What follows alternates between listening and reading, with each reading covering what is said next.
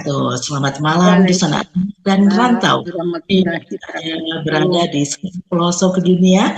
Apa kabarnya? Mudah-mudahan pada sehat dan tentu saja bersemangat dalam berbagai aktivitasnya.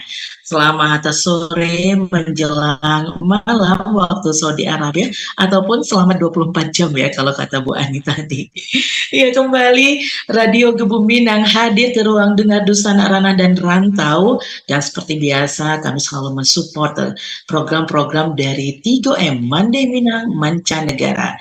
Dan kali ini kita akan sama-sama berbagi pandangan, berbagi pendapat ataupun motivasi seperti itu di sebuah diskusi berkaitan dengan potensi jaringan Mandai Minang Mancanegara sebagai bagian diaspora Indonesia bagi pembangunan nasional.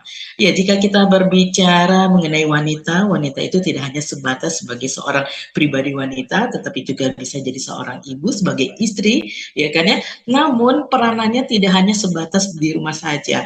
Bahkan tanpa kita sadari, setuju atau tidak setuju, wanita juga mempunyai peranan yang sangat penting dalam pembangunan nasional, baik ketika ia berada di negaranya ataupun ketika dia berada di perantauan. Nah, apa saja sih yang bisa kita lakukan sebagai seorang wanita, terutama dalam komunitas Mandai Minang Mancanegara ini? Potensi-potensi apa saja yang bisa kita manfaatkan sehingga kita bisa memberikan kontribusi baik secara langsung maupun tidak langsung untuk negara Indonesia atau juga khususnya ranah di Sumatera Barat. Dan di hari ke-9 bulan Juni 2004 yang bertepatan dengan 3 Zulhijjah 1445 Hijriah ini, kita akan menghadirkan pembicara-pembicara yang tentu saja pasti akan memberikan banyak insight ya. Dan diantaranya adalah Bapak Denny Abdi, SIMSI yang merupakan pembina 3M, dan beliau saat ini masih diamanahi sebagai Duta Besar Indonesia untuk Vietnam. Dan juga nanti akan ada Profesor Dr. Siti Salma yang merupakan penasehat 3M. Dan juga pastinya akan hadir ketua dari Mandai Minang Mancanegara, Mandai Ben Mekoski dari Amerika sana, dan pembicara utama kita.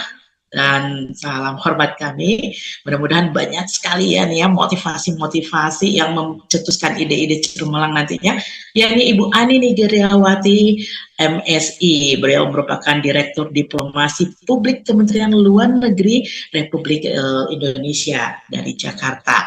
Dan selamat datang bagi para peserta yang dari berbagai daerah dan juga belahan dunia sana yang sudah bergabung di studio virtual kita. Dan tentu saja Dusana Ranah dan Rantau, bagi Dusana yang ingin bergabung bisa langsung ke YouTube channelnya Radio Gebu Minang dan tinggalkan komen Anda, pandangan Anda, atau kita berbagi pendapat ya, bagaimana sih potensi wanita itu. Alhamdulillah sudah hadir di studio virtualnya 3M, moderator kita Mandesri Setiawati. Kita sapa terlebih dahulu. Assalamualaikum warahmatullahi wabarakatuh, Mandesri.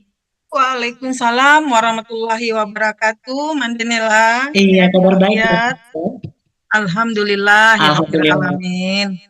Baik, Mandeh, ini saya rasa sudah banyak yang menantikan ya diskusi kita kali ini, bagaimana kita melakukan pemberdayaan ya wanita, khususnya para Mandeh Minang ini ya, yang tersebar di berbagai daerah di Indonesia maupun di mancanegara. Silakan Mandesri untuk memandu diskusi kali ini. Baik, bismillahirrahmanirrahim. Assalamualaikum warahmatullahi wabarakatuh. Terima kasih Mandemela. Saya ambil alih ya, Mandemela ya. Baik, kita mulai dengan baca bismillahirrahmanirrahim. Assalamualaikum warahmatullahi wabarakatuh. Walhamdulillahirabbil alamin. Wassalatu wassalamu ala asrafil anbiya'i wa mursalin wa ala ali sayyidina Muhammadin wa ala ali wa sahbihi ajmain. Rabbi shrahli sadri wa yassirli wa ahli amri wahlul 'uqdatam min lisani yafqahu qawli, amma ba'du. Yang terhormat, yang pertama-tama ini luar biasa sekali, ini idenya juga luar biasa, ini sudah lama kami menantikan juga ini, inspirasi juga dari disambut baik oleh pembina kita Pak Denny Abdi yang sungguh luar biasa sekali perhatiannya terhadap kita bersama Mandai Minang Mancanegara secara khusus, dan secara umum juga kepada kaum Mande, kaum perempuan Minang ya, secara umumnya dimanapun berada. Nah, kemudian juga saya ucapkan selamat datang, selamat bergabung. Di sini ada narasumber kita, Ibu Ani Nigeriawati. Ibu selamat datang dan bergabung dengan kita semua di sini. Terima kasih atas waktunya hari ini bersama-sama. Kemudian yang tak lupa yang luar biasa juga kami aturkan hormat kepada penasehat kita Mande Profesor Dr. Siti Salma, dan kemudian juga ini yang satu Mande ini yang cukup lasak bagi kami ya, yang selalu mengusik-ngusik kami selalu, yang kalau udah diam pasti akan selalu dibangunkan. Dan tak lupa adalah Mande Ben, kita kenal dengan nama Mande Ben. Beliau atau Nurbaini Mekpaski. Terima kasih atas amanahnya hari ini diberikan kepada saya. Ini cukup luar biasa ini memandu mande-mande yang sebenarnya sudah lama ini Pak Denny ini ketika ada salah satu narasumber yang betul-betul mudah-mudahan kami mendapat ketetapan hati ini karena sudah berbagai macam proses yang kami lalui. Baik, sebelum untuk lebih lanjut, kita ucapkan puji syukur kita panjatkan kepada Allah Subhanahu wa Ta'ala dengan segala karunia-Nya yang masih memberi kita nikmat iman, Islam, dan ikhlas dan ihsan kita bergabung dalam kegiatan kita pada hari kegiatan Mandi Minang Mancanegara waktu Indonesia waktu malam ya jam 8. Dan salawat salam kita tak lupa kita panjatkan kehadirat Allah Nabi besar kita Muhammad Sallallahu Alaihi Wasallam yang membawa kita dari dunia yang penuh kemusyrikan untuk kejaman menuju dunia yang penuh cahaya Islam. Insya Allah akan mencerahkan kita dalam kehidupan dan dapat syafaat beliau insya Allah di hari akhir. Baik, bapak-bapak, jadi tidak hanya mandi-mandi di sini, juga ada bapak-bapak. Terima kasih nih radio yang selalu mensupport kita ya untuk mempublish aktivitas dari Mandi Minang Mancanegara pada hari ini, dan temanya juga luar biasa ini, potensi jaringan Mandi Minang Mancanegara sebagai bagian diaspora Indonesia bagi pembangunan nasional. Nah, sebagaimana yang kita memulai di dalam pengajian majelis, nanti ini langsung aja nih Mandeben yang akan membuka majelis, tapi saya tadi sudah disampaikan oleh Mandenela susunan acara kita tidak begitu ribet banyak, tapi pada inti substansinya lebih banyak diskusi.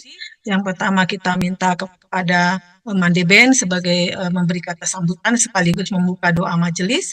Kemudian kita minta kepada yang kedua selanjutnya oleh penasehat Mande Siti Salma, dan kemudian juga selanjutnya lagi Bapak Denny sebagai pembina memberikan juga pandangan-pandangan Bapak Denny secara khusus terhadap perkembangan organisasi atau komunitas kita ini atau komunitas-komunitas perempuan di Indonesia secara khusus yang ada di luar negeri, dan juga menjadi inspirasi bagi kita komunitas perempuan yang ada di daerah asal atau di daerah Minangkabau atau Indonesia. Dan yang paling pokok sekali yang kami nantikan juga adalah pandangan dari narasumber kita, Ibu Ani Nigeriawati. Salam kenal Ibu, selamat datang. Kemudian selanjutnya juga akan ada diskusi kita, tanya jawab, dan nanti akan ditutup dengan doa penutup oleh Mandeben atau Mandetati. Baik Bapak Ibu, sebagai pemancara kita sesuaikan dengan susunan acara. Saya berikan membuka awal diskusi kita atau kegiatan kita hari ini. Waktu dan tempat saya persilahkan kepada Mandeben sebagai Ketua Mandi Minang Mancanegara sekaligus untuk membuka doa majelis. Terima kasih, silakan Mandeben. Terima kasih Ibu Moderator. Terima kasih. Assalamualaikum warahmatullahi wabarakatuh. Waalaikumsalam warahmatullahi wabarakatuh. Bismillahirrahmanirrahim. Alhamdulillahi nasta'inuhu wa nastaghfiruhu wa na'udzubillahi min syururi anfusina wa min sayyiati a'malina. May yahdihillahu fala mudhillalah wa may yudlil fala hadiyalah. Nasyhadu an la ilaha illallah wahdahu la syarikalah wa nasyhadu anna Muhammadan abduhu wa rasuluh. Jadi bagaimana ya seseorang itu kalau sudah diberi hudan petunjuk oleh Allah, tak seorang pun juga yang akan bisa menghalanginya. Begitu juga sebaliknya, kalau Allah tidak menunjuki seseorang, tak seorang pun juga yang bisa menunjukinya. Syukur alhamdulillah pada Allah Subhanahu wa taala yang telah memberikan kesempatan kepada kita di sini atas kebersamaan kita di sini. Tanpa reda Allah tentu kita akan bersama tentunya. Ya, terima kasih banyak dengan apresiasi yang sangat tinggi atas kehadiran kita semua ini istimewa. Yang terhormat Ibu narasumber kita, Direktur Diplomasi Publik Kementerian Luar Negeri Republik Indonesia, Ibu Ani Nigerawati MSI. Lalu yang tak asing lagi, seperti kata Ibu Moderator tadi, Bapak Pembina 3M, Bapak Duta Besar Denny Abdi SE MSI. Berikutnya penasihat kita, Ibu Profesor Dr. Siti Salma, lalu moderator kita, Dr. Setiawati MA. Ini last but not least, para hadirin semua, terima kasih banyak atas kehadiran kita semua di sini, baik yang hadir pada Zoom ini ataupun dimanapun, sepertinya di radio Gebu Minang yang sponsor kita selalu mendampingi kita di setiap acara. Terima kasih banyak para sponsor yang tidak saya sebutkan namanya satu persatu, tapi bisa dilihat pada flyer gitu. Para hadirin dan hadirat yang mulia, maksud pertemuan kita ini adalah untuk mendapatkan input-input pandangan-pandangan, pilihan-pilihan yang tepat dalam memformalitaskan ya Perhimpunan Mandeh Minang Mancanegara ini, atau disingkat dengan 3M, jadi 3M. Untuk berikutnya nih sekilas tentang 3M, terutama nih pada Ibu Ani yang belum tahu tentang 3M. 3M adalah sebuah organisasi sosial dengan anggota-anggotanya lintas generasi, lintas negara, yang terdiri dari mande-mande atau bundu kanduang atau ibu-ibu Minang yang berdomisili di mancanegara, tapi anggota-anggota istimewanya justru itu adalah ibu-ibu Minang, mandeh-mandeh Minang yang berdomisili di ranah Minang, juga di beberapa daerah di Indonesia. 3M berdiri pada 31 Januari 2023, yang sebelumnya ini bernama Bundo Kanduang Mancanegara atau BKM, yang berdiri sewaktu masa pandemik COVID-19. Petaka membawa ceria. Alhamdulillah. Jadi sekarang ini kita yang 1 tahun itu berganti nama saja. Misi 3M sama juga dengan misi BKM dulu. Yang pertama-tama wadah silaturahmi masyarakat Minang dimanapun berada di mancanegara dan di tanah air.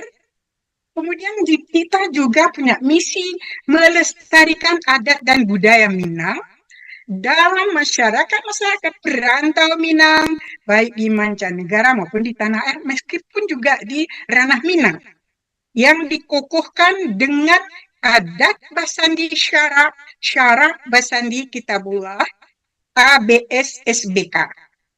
Kemudian misi 3M ini tidak hanya sampai di sana, yang istimewanya juga lagi, kita itu berusaha berbakti pada ranah Minang, khususnya Indonesia pada umumnya, seperti juga tema dari tema yang akan diberikan oleh narasumber kita nanti. Para hadirin dan hadirat yang terhormat, meskipun 3M berumur sangat muda, tapi kegiatannya itu telah sangat banyak dan sangat bermanfaat bagi ranah Minang dan rantau. 3M berkolaborasi dengan instansi-instansi di tanah air, dengan pemerintahan Sumatera Barat, universitas-universitas, sekolah-sekolah, dan lain-lain. Jadi demi tidak terbatasnya gerak langkah dari 3M, kami merasa sangat perlu untuk memformalitaskan 3M sebagai sebuah organisasi yang terbatas. Jadi kita bukan ilegal ya, hanya belum terdaftar. Dalam formalitas ini, sejak berdirinya 3M, kami itu telah berusaha, mulai dengan mempelajari bentuk-bentuk format organisasi yang cocok untuk 3M, juga telah meminta pandangan-pandangan dari 4 orang notaris Indonesia. Semua pandangan-pandangan beliau itu bagus, hanya saja untuk urusan birokrasi sebagai organisasi mancanegara itu sedikit complicated. Kami belum menemukan mana yang serasi begitu. Ya, sepertinya ini ya merupakan suatu hal baru, mungkin tidak juga, ya, suatu dilema, tidak juga, tapi nanti kita pertanyakan kepada ibu kita, Ani Negriawati. Lalu, nggak ada akal, sampailah kita mengadu kepada Bapak pembina kita, Bapak Duta Besar Denny Abdi, yang selalu mendampingi 3M tanpa pandang. Meski dalam kesibukan beliau yang bagaimanapun, dan tugas-tugas beliau yang sebagai sosok seorang duta besar, jelas ya complicated banyak, tapi beliau selalu memberikan waktu untuk kami. Singkatnya, opsi dari Pak Denny yaitu 3M ini adalah tepat didaftarkan di bawah Kemlu, Kementerian Luar Negeri, yang mana 3M adalah sebagai bahagian dari diaspora Indonesia. Jadi 3M tepat berlindung di bawah Kemlu. Begitu singkatnya. Maka karena inilah kami mengadakan pertemuan dengan Ibu Direktur Diplomasi Publik Kementerian Luar Negeri Republik Indonesia. Barangkali ya, untuk tidak memperpanjang waktu, lebih baik kita mendengarkan paparan beliau lebih banyak nanti, yaitu dengan judul Potensi Mandeh Minang Mancanegara sebagai Diaspora Indonesia bagi Pembangunan Nasional.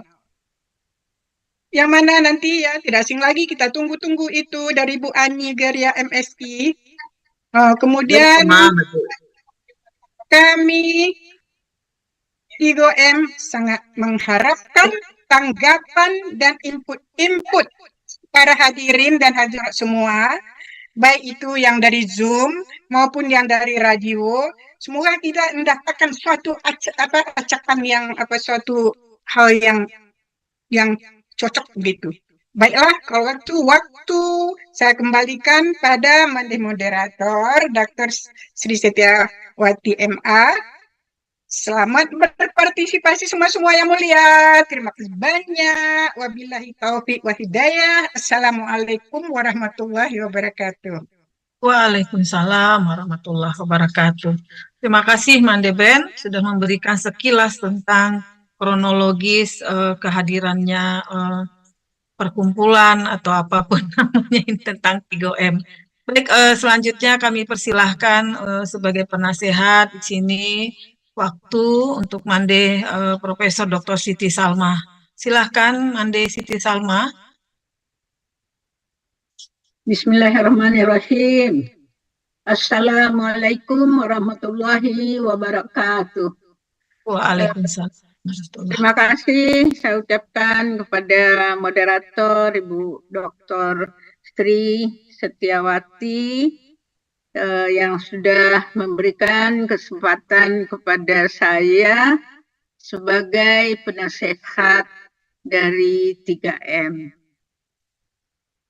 Pertama-tama saya sampaikan terima kasih kepada Bapak Denny sebagai pembina 3M dan sebelumnya juga sewaktu masih BKM, beliau tidak putus-putusnya memberikan support kepada kita Yang ini saya sangat apresiasi sekali atas kepedulian dari Bapak Denny yang sebagaimana kita ketahui dia mempunyai tugas yang sangat banyak, tetapi selalu tidak pernah absen untuk menghadiri dan membantu kegiatan di 3M ini. Kemudian terima kasih juga kepada Mandeben Nurbaini Markskosvi yang seperti dikatakan oleh Mande Jawati, Ibu Mandesri, yang selalu mengejut-ngejutkan, mengubar-ubar supaya kita terus bergerak. Alhamdulillah semuanya kita dapat laksanakan seperti yang sudah dijelaskan oleh Mandeben tadi.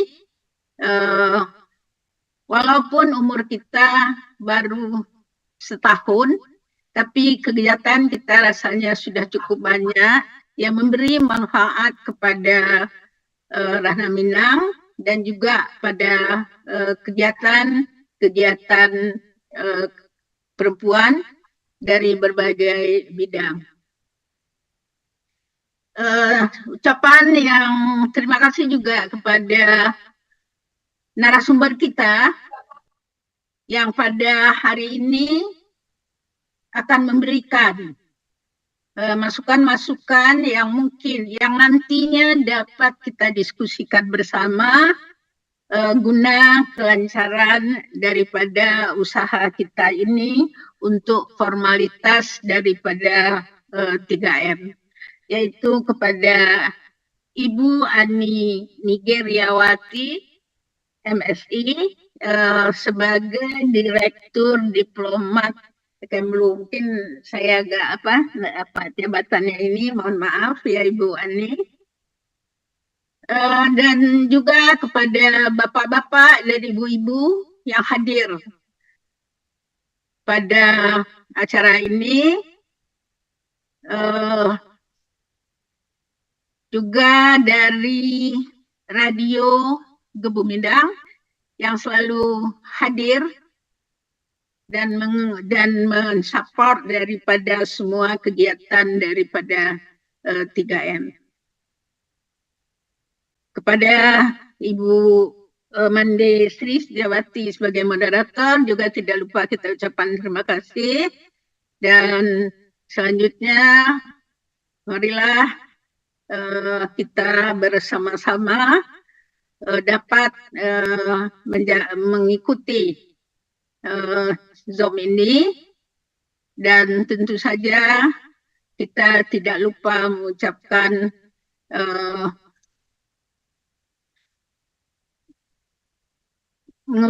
kepada Allah Subhanahu wa Ta'ala yang telah memberikan rahmat dan karunia-Nya sehingga kita pada hari ini sudah bisa melaksanakan acara ini.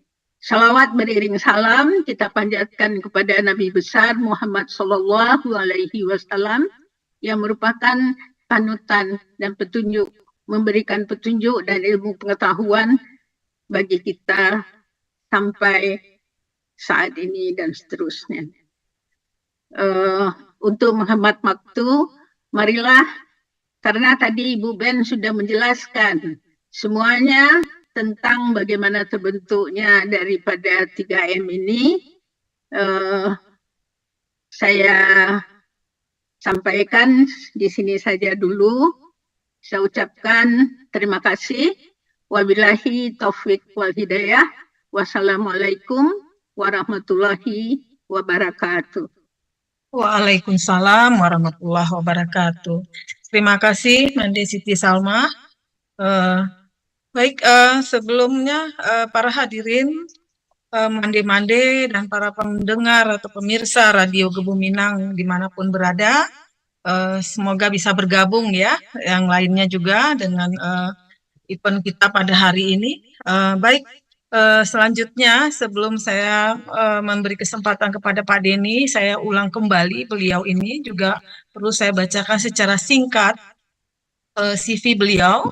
Pak Denny adalah seorang diplomat karir yang bergabung dengan Kementerian Luar Negeri Indonesia tahun 1997. Nah, Pak Denny dilantik oleh Presiden Jokowi pada tanggal 14 September 2020 sebagai Duta Besar Luar Biasa dan Berkuasa Penuh Republik Indonesia untuk Vietnam. Beliau di Hanoi, Vietnam, mulai tanggal 7 Februari 2021 ya, Pak Denny ya. Nah, kemudian sebelumnya Pak Denny berkarir juga sebagai Direktur Asia Tenggara di bulan April 2017 sampai bulan Februari 2021. Nah, tugas utama beliau adalah meningkatkan hubungan bilateral di berbagai bidang antara Indonesia dengan 12 negara di kawasan Asia Tenggara. Biasa. Pak Denny ini alumni dari Fakultas Ekonomi Universitas Andalas. Kemudian beliau mengambil master di dalam hubungan internasional di UI ya Pak ya. Alma mater kita nih Pak. Baik, lebih lanjut mungkin kehadiran beliau menjadi bagian penting bagi kami di dalam pergerakan perempuan Minangkabau khususnya Mandi Minang Mancanegara. Untuk lebih lanjut mungkin waktu dan tempat kami berikan waktu kepada Pak Denny memberikan pandangan karena Pak Denny adalah bagian di dalam pergerakan kami saat ini di dalam Mandi Minang Mancanegara yang selalu mengikuti. Mungkin perlu dulu pandangan Pak Denny, selanjutnya baru kami serahkan, kami beri kesempatan kepada Ibu Ani. Waktu dan tempat kami persilakan Pak Denny, silahkan.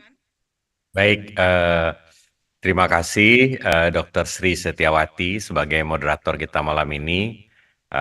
Assalamualaikum warahmatullahi wabarakatuh. Yang kami hormati Profesor Dr. Siti Salma, penasehat 3M, kemudian Bundo Ben sebagai Ketua 3M, dan tentu bundo-bundo sekalian yang kami banggakan, yang selalu aktif, dan yang penting juga adalah bapak-bapak nih yang mendukung. Jadi walaupun tema kita hari ke hari, bahkan nama organisasinya adalah Jaringan Bundo Kanduang, tapi tidak terlepas dari dukungan bapak-bapaknya. Kita lihat tadi kan Bundo Ben bagaimana kelabakannya tanpa dukungan Pak Ralf gitu misalnya. Nah itu menunjukkan bahwa kolaborasi dan dukungan itu tetap penting walaupun motor penggerak organisasi ini adalah Bundo Kanduang. Nah, tapi mungkin bagi teman-teman yang tidak berasal dari Sumatera Barat ya, yang seperti Bu Ani, Pak Gofar, dan yang hadir di sini mungkin sudah mendengar bagaimana peran Bundo Kanduang itu, bagaimana sentralnya dalam budaya Minang ya. Jadi rumah tangga itu, tonggaknya itu adalah justru Bundo Kanduang ini, Bu Ani, Pak Gofar. Jadi kalau bapak-bapaknya aktif di luar, mencari uang segala macam, tapi begitu di rumah perannya turun, Bundo Kanduang yang berkuasa itu. A sampai Z-nya udah kita ngikut aja. Raja. Jadi begitu powerfulnya. Nah, kemudian saya tidak akan panjang-panjang, yang ingin saya sampaikan, karena kita pengen mendengar dari Bu Ani sebetulnya, waktunya kita akan kasih lebih banyak ke beliau. Yang saya ingin sampaikan adalah Kementerian Luar Negeri itu punya perwakilan di seluruh dunia 132. Kita, Kementerian Luar Negeri itu sudah berdiri sejak tahun 45. Begitu Republik Merdeka sudah ada Kementerian Luar Negeri. Kita sudah melaksanakan hubungan government to government di segala bidang. Sehingga sampai dari tahun 45 sampai sekarang kita sudah memiliki hubungan baik dengan hampir semua negara. Hanya dengan 2 negara karena standing kita di forum forum global yaitu Israel dan Taiwan, kita masih memilih untuk belum menjalin hubungan diplomatik. Nah, itu ada alasannya sendiri. Tapi di luar itu secara umum dengan negara manapun kita sudah berhubungan baik. Nah, tapi kita ingat Kementerian Luar Negeri itu adalah saluran government to government. Nah, sekarang kita lihat jaringan diaspora Indonesia, di mana 3M merupakan salah satu di antaranya. Apa kekuatannya?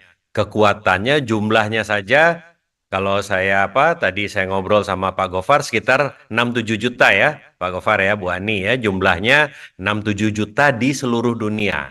Ya kan? Berarti kan sangat powerful. Nah, bayangkan kalau 6-7 juta orang ini bisa bergerak menjadi mitra pemerintah, menjadi mitra Kementerian Luar Negeri. Kalau kita satu visi, kita saling mendukung, ini akan sangat powerful. Jadi yang kita coba lakukan bagaimana jalur diplomasi yang formal melalui kantor-kantor Kementerian Luar Negeri dan KBRI dan KJRI dikombinasikan dengan kekuatan diaspora Indonesia, dikombinasikan dengan soft power Indonesia. Nah, ini mereka bisa bergerak di mana-mana.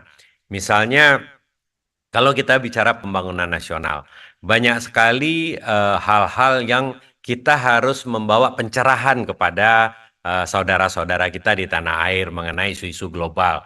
Misalnya bagaimana mengembangkan green tourism, ya kan, clean tourism misalnya, itu sudah marak di berbagai negara, ya kan. Nah, sementara mungkin di daerah kita masih lihat sampah di mana-mana. Bagaimana orang mau datang kalau daerah yang dikunjungi kotor misalnya.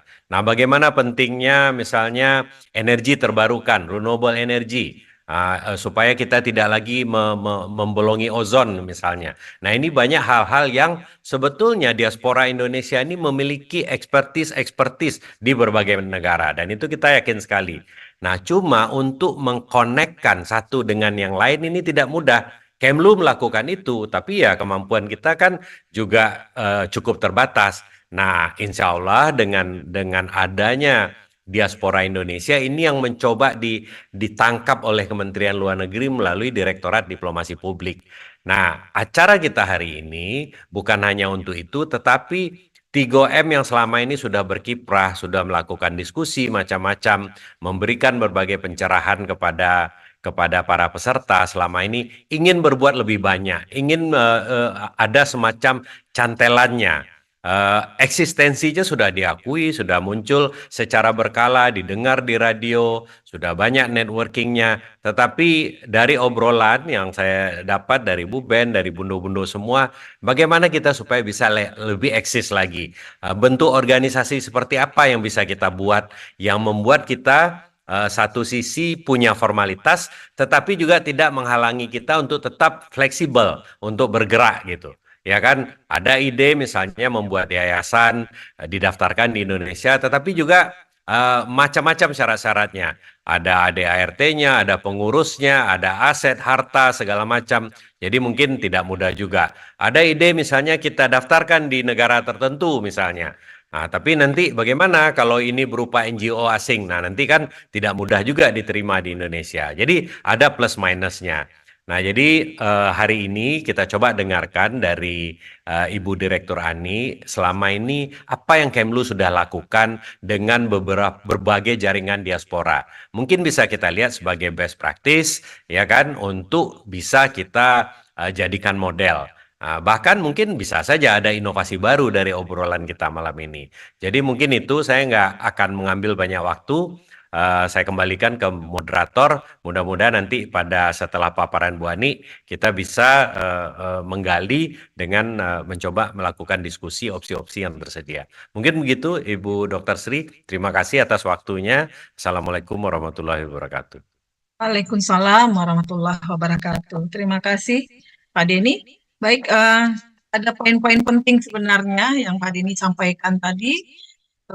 Diaspora, kekuatan sebenarnya, potensi bagaimana program-program dari Kemenlu, kemudian juga dengan jaringan diaspora, bagaimana di satu sisi ada pergerakan yang tumbuh secara bottom up ya, dalam pergerakan perempuan Minang khususnya atau perempuan Indonesia secara umum.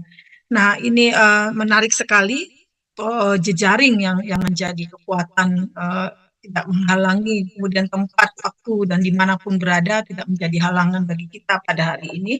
Oke, baik, sebelum dibahas lebih lanjut, Ini menjadi penting sekali, kita tunggu-tunggu kepada Ibu Ani Nigriawati. Sebelumnya saya bacakan dulu tentang CV beliau ini, supaya mande-mande, bapak-bapak, radio pendengar semuanya juga mengetahui latar belakang beliau yang hadir pada hari ini, yang beliau sebagai narasumber.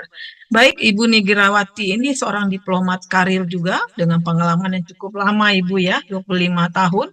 Dinas di luar negeri di Kementerian Luar Negeri Urusan Republik Indonesia. Beliau juga beliau salah satu alumni dari Universitas Diponegoro Komunikasi. Kemudian beliau juga melanjutkan kuliah studi di Indonesia, Universitas Indonesia. Ini satu alma mater juga, mengambil hubungan internasional ya, Bu Ani ya. Oke, Bu Ani. Banyak sekali ini apa beliau, luar biasa ya, dari kepangkatan beliau, karir beliau, sempat jadi kepala bagian urusan Rusia selama 3 tahun, dari 1999 sampai 2002 dia ditempatkan sebagai sekretaris ketiga KBRI Canberra, ya, kemudian juga ditugaskan di KBRI Canberra sebagai pada tahun 2006 ya, sebagai asisten khusus Presiden Indonesia di Jakarta juga. Kemudian pada tahun 2007 sampai 2008 mengambil program dinas luar negeri di Universitas Oxford, Inggris, kembali ke Indonesia lagi, menempati posisi baru sebagai Head of Urusan Australia, Kemenlu, sebagai sekretaris, mendapatkan sebagai posisi sekretaris kedua. Kemudian juga beliau sempat di tahun 2010 dipromosikan dan ditugaskan sebagai sekretaris pertama di KBRI Berlin pada bulan April ya 2014 ya. Kemudian dari berlanjut juga pada sempat juga diberi tanggung jawab sebagai wakil direktur perencanaan dan organisasi di Kementerian Luar Negeri RI periode dari tahun 2014 sampai 2018. Tugas juga beliau di KBRI Seoul bulan Februari 2018 sampai 2001 sebagai Menteri Penasehat yang membidangi urusan politik dan ekonomi. Dan beliau juga mendapatkan penghargaan berjasa untuk Republik Indonesia Korea, untuk pemerintah Republik Korea pada tahun 2021 atas kontribusi beliau untuk memajukan hubungan bilateral ekonomi antara Indonesia dan Republik Korea, khusus dalam bidang perdagangan dan sektor investasi. Nah, selanjutnya juga pada tahun 2022 sampai 2003 beliau juga diberi tanggung jawab sebagai Ketua Satuan Tugas Indonesia, Ketuaan ASEAN pada Kementerian Luar Negeri Republik Indonesia. Dan tahun 2023 dipromosikan sebagai, sampai hari ini beliau sebagai Direktur Publik Diplomasi di Kementerian Kementerian Luar Negeri. Beliau juga punya hobi bermain musik, menyanyi, membaca, olahraga, sport, jalan-jalan, dan nonton film. Begitu sekilas CV beliau yang luar biasa ya. Kita mudah-mudahan pada malam ini kita mendapat pencerahan, istilah orang Minang. Kami mengunyah-ngunyah, jadi banyak informasi kami terima, kami kunyah-kunyah, baru kami lulu kata orang Minang, baru ditelan untuk menunjukkan sikap bagaimana. Ini luar biasa sebenarnya, berbagai macam informasi kami terima, baru kita bisa menetapkan. Baik Bu Ani, tanpa memperpanjang waktu, kami persilahkan dengan kerendahan hati, waktu kami berikan kepada Ibu Ani. Silahkan Ibu. Ya, terima kasih banyak Ibu Dr. Sri Setiawati selaku moderator dari acara kita pada hari ini. Ya, tadi kalau ada orang yang bacain jadi kadang suka malu sendiri. Tapi kami sedikit bercerita nih, kami banyak dapat bimbingan dari Pak Dubes, ya Pak Dubes kita untuk Vietnam, Pak Dubes RI Hanoi, Pak Denny Abdi ini. Kami dulu bersama-sama di di KBRI Canberra, kemudian waktu di Jakarta kita juga banyak interaksi kerja, kita juga jalin persahabatan dengan keluarga Pak Denny, banyak nyicipin masakan-masakan Padang juga. Jadi kami juga ada beberapa keluarga besar kami juga menikah dengan orang Minang ya. Jadi ya itulah Indonesia begitu. Jadi kalau kami sendiri dari Jawa Tengah, kalau ibu saya dari Semarang, ayah saya dari Jawa Timur, tapi ya Indonesia itu sangat beragam, jaringannya kemana-mana ya. Jadi keluarga besar pun juga ada dari Minang gitu. Jadi ya tidak merasa asing begitu bertemu dengan bundo-bundo dari Mandeh Minang mancanegara. Jadi kami juga ingin menyapa tentunya Ibu Profesor Dr. Siti Salwa selaku penasehat 3M, tentunya tadi Pak Dubes selaku pembina 3M ini pilihan yang tepat. Beliau sebagai pembina udah biasa menangani bundo-bundo juga. Nah, dan juga tentunya Ibu Nurbaini Mekoski selaku ketua 3M ya Mandeh Minang mancanegara. Nah ini tadi saya dapat bisikan dari Uda Jurman sama Mas Gofar juga bagaimana jika ada pantun gitu, tapi pantunnya pantun bahasa Minang gitu. Jadi saya tadi sedikit berlatih lah begitu dialek bahasa Minang ini, semoga tepat. Semoga bisa bisa pas gitu ya. Ini pai barale ka sawah lunto, painyo naik bus kota, mandeh Minang mancanegara nan denai cinto, salam kenal dari Jakarta. Cakep. Kalau boleh arti bahasa Indonesianya nih kalau nggak salah ya, pai itu pergi ya, pergi barale. Barale itu apa, ke resepsi, ke acara ya, barale gitu ya, pesta ya. Ke sawah lunto perginya naik bis kota. Mandeh Minang mancanegara yang saya cinta gitu ya.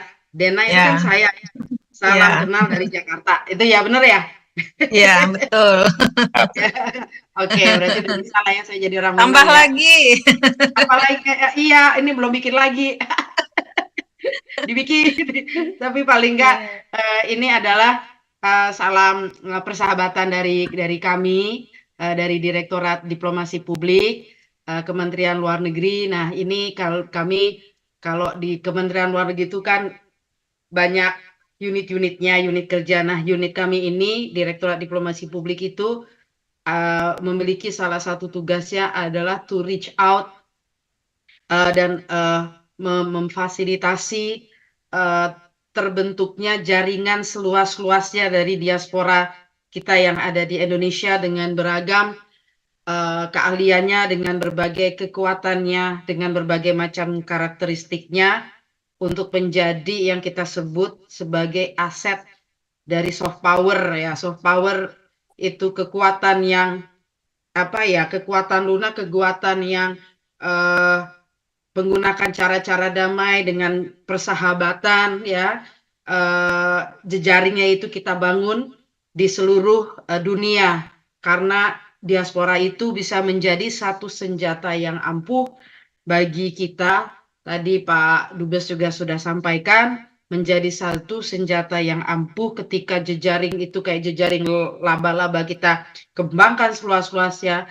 Kita bisa menjadi seperti diaspora Cina, seperti diaspora India yang bisa merambah ke semua segi yang ada di dunia, di bidang-bidang juga yang menjadi bidang-bidang penting di dunia yang memiliki pengaruh yang luar biasa dalam membangun satu dunia ke depan itu seperti apa. Itu tuh kita bisa ya, bangsa Indonesia nggak kalah lah sebetulnya dengan diasporanya Cina dan India yang sudah dikenal di mana-mana, atau kalau kita melihat ke negara Asia Tenggara lah, Filipina ini juga cukup luas ya jejaring diasporanya, dan kita Indonesia tidak kalah untuk bisa memanfaatkan, meningkatkan peran dari potensi diaspora kita yang ada di berbagai belahan dunia, termasuk tentunya dari Mande Minang mancanegara ini dari tadi kan di Arab Saudi ada, kemudian juga di Amerika Serikat ada, dan kami yakin kalau semakin besar jejaringnya, apalagi kalau jejaring ini perempuan-perempuan tadi yang pegang ya, itu biasanya kekuatannya akan lebih karena perempuan itu dikenal kita persisten, kemudian memiliki daya juang yang tangguh dan tidak cepat menyerah ya, apalagi bundo-bundo ini kan tadi Pak Denny juga sampaikan kalau di budaya Minang matriarkal itu pejuang-pejuangnya itu adalah ya yang menjadi decision maker supaya ada bundo-bundo ini. Jadi saya rasa kalau bundo-bundo ini bersatu ya kan, itu akan menjadi suatu kekuatan yang luar biasa, dan tidak harus juga pulang ke Indonesia. Tentunya kita harapan bisa pulang ke Indonesia, bisa memberikan kontribusi dari Indonesia, tapi di luar pun juga bisa memberikan kontribusi yang lebih, apalagi misalnya bekerja di sektor-sektor yang memiliki arti strategis buat Indonesia ya, misalnya mungkin di bidang digital, atau di bidang green economy, atau di bidang biomedik nih yang sekarang biomedical yang sekarang juga sangat kita butuhkan untuk industri healthcare kita di Indonesia. Nah, ini diaspora kita tadi Pak Dubes juga sudah sampaikan sebaran-sebarannya itu kurang lebih potensinya ada 7-8 juta, di mana kita tentunya masih harus terus melakukan research Pak Dubes untuk melihat angka yang aktualnya seperti apa. Tetapi dari penelitian juga yang dilakukan oleh goodstats.id ya, yang terangkum di situ, mungkin bisa ditampilkan Mas Gofar di slide langsung ke sebaran diaspora Indonesia di luar negeri. Itu sebarannya itu bisa share screen mungkin.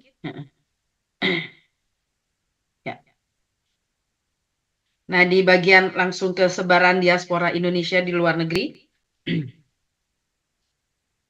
itu kalau kita lihat sebarannya itu ya paling besar, ya bisa dibesarkan pakai yang besar ini, layar wide sebelah kanan bawah. Bukan kanan bawah itu kan bisa yang layarnya lebar, yang Full itu loh di bawah. screen. Hah? Bukan di bawah ini, ini yang operate siapa ya? Itu kalau dekat 104% itu di sebelah kirinya yang dekat minus itu kan ada layarnya, agak lagi ke kiri Nah, itu dibesarin situ, klik. Bisa di-share dulu ini Ya, biar diklik yang tadi yang dekat minus ini biar kelihatan besar. Kan tadi minus. Nah, ini yang barusan ini diklik aja biar bisa kelihatan besar. Full bawah screen. kanan, sebelah Ini kanan. yang tadi nih. Ini kan tadi ada minus tuh. Yang tadi. Nah, mana tuh? Tadi ininya. Ini kan angka 104% nih, 104%. Nah, itu kan ada plus, ada tengah-tengah, kemudian ada minus. Nah, sisi sebelah kirinya itu kan ada kayak kayak gambar komputer kayak monitor. Nah, itu diklik saja. Ini atau bisa ada yang kirim apa-apanya dulu, saya bantu. Enggak, kita nggak punya ini ya. Nggak punya ya, Pak Gofar bisa kirim. Tapi nggak apa-apa, Bu Ani, udah jelas juga, nggak apa-apa. Itu ada Nggak bergerak full screen. kursornya nggak bergerak ya, ini hang ya? Kursornya nggak bergerak. Oke. Ya, oke deh. Ya mungkin biar ini saya banyak cerita aja, mungkin kalau sulit untuk mengoperate PPT-nya. Intinya adalah sebaran diaspora kita di luar negeri itu angka tertinggi itu ada di Malaysia. Ya, mungkin ini karena juga ada pekerja-pekerja migran kita di sana. Kemudian yang kedua ada sebarannya juga yang luas di Belanda dan Arab Saudi. Lalu ada juga di Taiwan, ini juga banyak TKI kita. Di Singapura, Hong Kong, Amerika Serikat, Uni Emirat Arab, Brunei, dan juga Suriname. Nah, banyak yang confused sebetulnya juga dengan apa sih yang dimaksud dengan diaspora. Ada yang berpandangan, oh diaspora itu adalah orang yang cinta Indonesia. Regardless dia warga negaranya apa, tapi cinta Indonesia. Apakah memang itu bisa didefinisikan sebagai diaspora Indonesia? Mungkin ditutup aja lebih baik ini anunya. Ya, Bu. Ini hang atau gimana, Mas?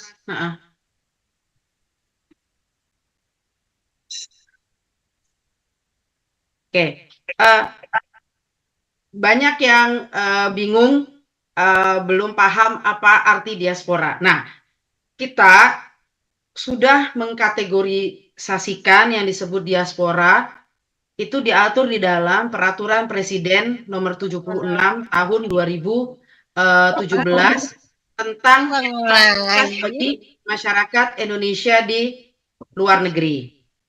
Nah, diaspora Indonesia itu kita definisikan sebagai masyarakat Indonesia di luar negeri sesuai Perpres nomor 76 tahun 2017. Nah, itu kategori masyarakat Indonesia di luar negeri itu dibagi menjadi 4. Pertama adalah WNI. Ya, mungkin saya nggak ngerti di sini masih WNI semua nggak? Misalnya Bu Sri, kemudian tadi masih WNI ya, belum berubah kewarganegaraan karena kan juga banyak yang kemudian setelah menikah jadi warga negara setempat, misalnya begitu. Nah, bagi yang WNI itu masuk kategori A, ya, WNI yang berdomisili di luar negeri. Kalau yang ingin sambil buka-buka Google, silakan Google Perpres nomor 76 tahun 2017. Nah, kemudian kategori kedua atau kategori B adalah warga negara asing ex-WNI. Jadi misalnya mungkin Bu Nurbaini misalnya udah berubah jadi warga negara AS, udah alih kewarganegaraan jadi warga negara Amerika Serikat. Nah, itu kategorinya diaspora. Tapi apakah suaminya Bu Nurbaini yang warga negara AS itu juga bisa disebut sebagai diaspora? Karena menikah dengan Bu Nurbaini itu tidak bisa, kecuali ada darah Indonesia di suaminya itu, gitu. Ya. Nah, kemudian kategori C itu adalah warga negara asing anak WNI. Jadi misalnya anaknya Bu Sri Setiawati, ya kan, ketika usia tertentu di 18 atau 21 memilih jadi warga negara Arab, misalnya Saudi, ya kan, atau warga negara Malaysia misalnya, ya dia kategorinya diaspora, walaupun udah jadi warga negara Malaysia karena anaknya Ibu Sri Setiawati, which is Bu Sri adalah WNI, gitu. Dan yang kategori yang keempat adalah warga negara asing anak ex-WNI. Misalnya tadi Ibu Nurbaini, ya Bu Ben, sudah jadi warga negara Amerika Serikat, ya kan, punya anak. Nah, anaknya itu milih juga kewarganegaranya adalah warga negara AS. Tetap anaknya itu, ya, itu bisa masuk kategori diaspora karena Bu Nurbaininya dulu pernah jadi warga negara Indonesia. Dan kita Indonesia tidak mengenal dui kewarganegaraan dan sampai dengan sekarang kita tetap memegang teguh tidak ada dui kewarganegaraan. Mungkin banyak yang mengikuti, ada beberapa berita ya yang cukup marak akhir-akhir ini. Nah, ini masih dikaji, tetapi posisi ini adalah kewarganegaraan tunggal, yaitu WNI. Maka apa yang sedang dilakukan saat ini, tadi Pak Dubes sampaikan, apa sih sebetulnya yang dilakukan saat ini supaya kita bisa mengempower kekuatan dari diaspora kita atau masyarakat Indonesia di luar negeri. kami memahami bahwa banyak yang berpandangan bahwa kita mau banyak kontribusi, kita mau ke Indonesia gini-gini, tapi kita bisa peroleh fasilitas apa gitu. Kalau warga negara India saja misalnya, atau enggak diasporanya India punya kartu yang namanya OCI. Nah, nanti dia bisa bolak-balik dengan mudah ke mana, ke India, memperoleh fasilitas layaknya warga negara India, kecuali dia tidak bisa memiliki hak politik untuk misalnya voting begitu ya, untuk pemilu gitu dia nggak bisa, atau jadi anggota kabinet ya di pemerintahan gitu tidak bisa gitu kan. Nah, kita sekarang memang lagi coba benchmark dengan India, karena India itu sama dengan kita, tidak mengenal dui kewarganegaraan gitu. Tapi potensi diasporanya bisa dilihat oleh ibu bapak sendiri kan. Silicon Valley aja dia juga yang kuasai gitu ya, banyak menguasai berbagai macam sektor-sektor strategis di dunia, inovasi-inovasinya, inventionnya juga ya, penemuan-penemuan banyak dilakukan. Nah, kita juga bisa lah seperti itu. Jadi kita sekarang lagi coba benchmark dengan India untuk menambah apa benefit-benefit fasilitas yang bisa juga kita berikan bagi diaspora, supaya para diaspora ini itu tergugah mau lebih memberikan kontribusi jika juga diikuti oleh fasilitas-fasilitas yang memudahkan mereka untuk misalnya mobilitas bolak-balik ke Indonesia. Ini sedang dipikirkan bersama dengan Ditjen Imigrasi untuk visa diaspora nanti ya. Kemudian saat ini pun kami dari Kementerian Luar Negeri kita sedang bahas cukup intens dengan dua bank himbara. Saya tidak perlu sebutkan di sini nama banknya apa, tapi kita lagi coba bikin satu kerjasama agar diaspora Indonesia, ini diaspora tapi yang non WNI ya, yang tadi itu kan kalau WNI kan kategori A, kan ada kategori B, C, D yang bisa dikatakan tuh adalah orang asing lah seperti itu. Nah, kita coba supaya mereka juga bisa buka rekening di bank umum di Indonesia begitu. Jadi dengan modal paspor, dan ada yang kita sebut namanya kartu masyarakat Indonesia di luar negeri atau kartu diaspora. Dengan modal itu misalnya nih, Ibu Sri Setiawati udah jadi warga negara Amerika Serikat, tapi kan kategorinya masuk tuh diaspora, dan Ibu Sri Setiawati ya memiliki kartu masyarakat Indonesia di luar negeri. Itu sebelumnya nggak bisa buka rekening karena orang asing kategorinya di Indonesia ya, nggak bisa buka.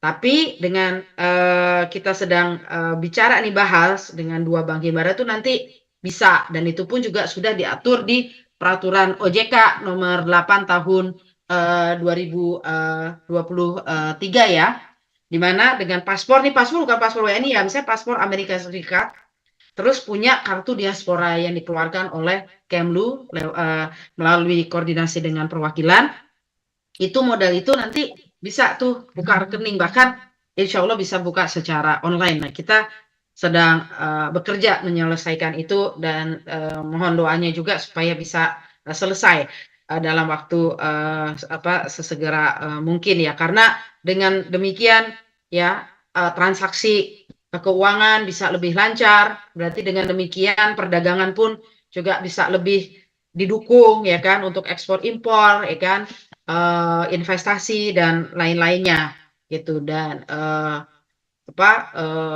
maka perlu dibantu ya kan dengan fasilitas-fasilitas itu, termasuk nanti pembelian properti, tanah dan sebagainya.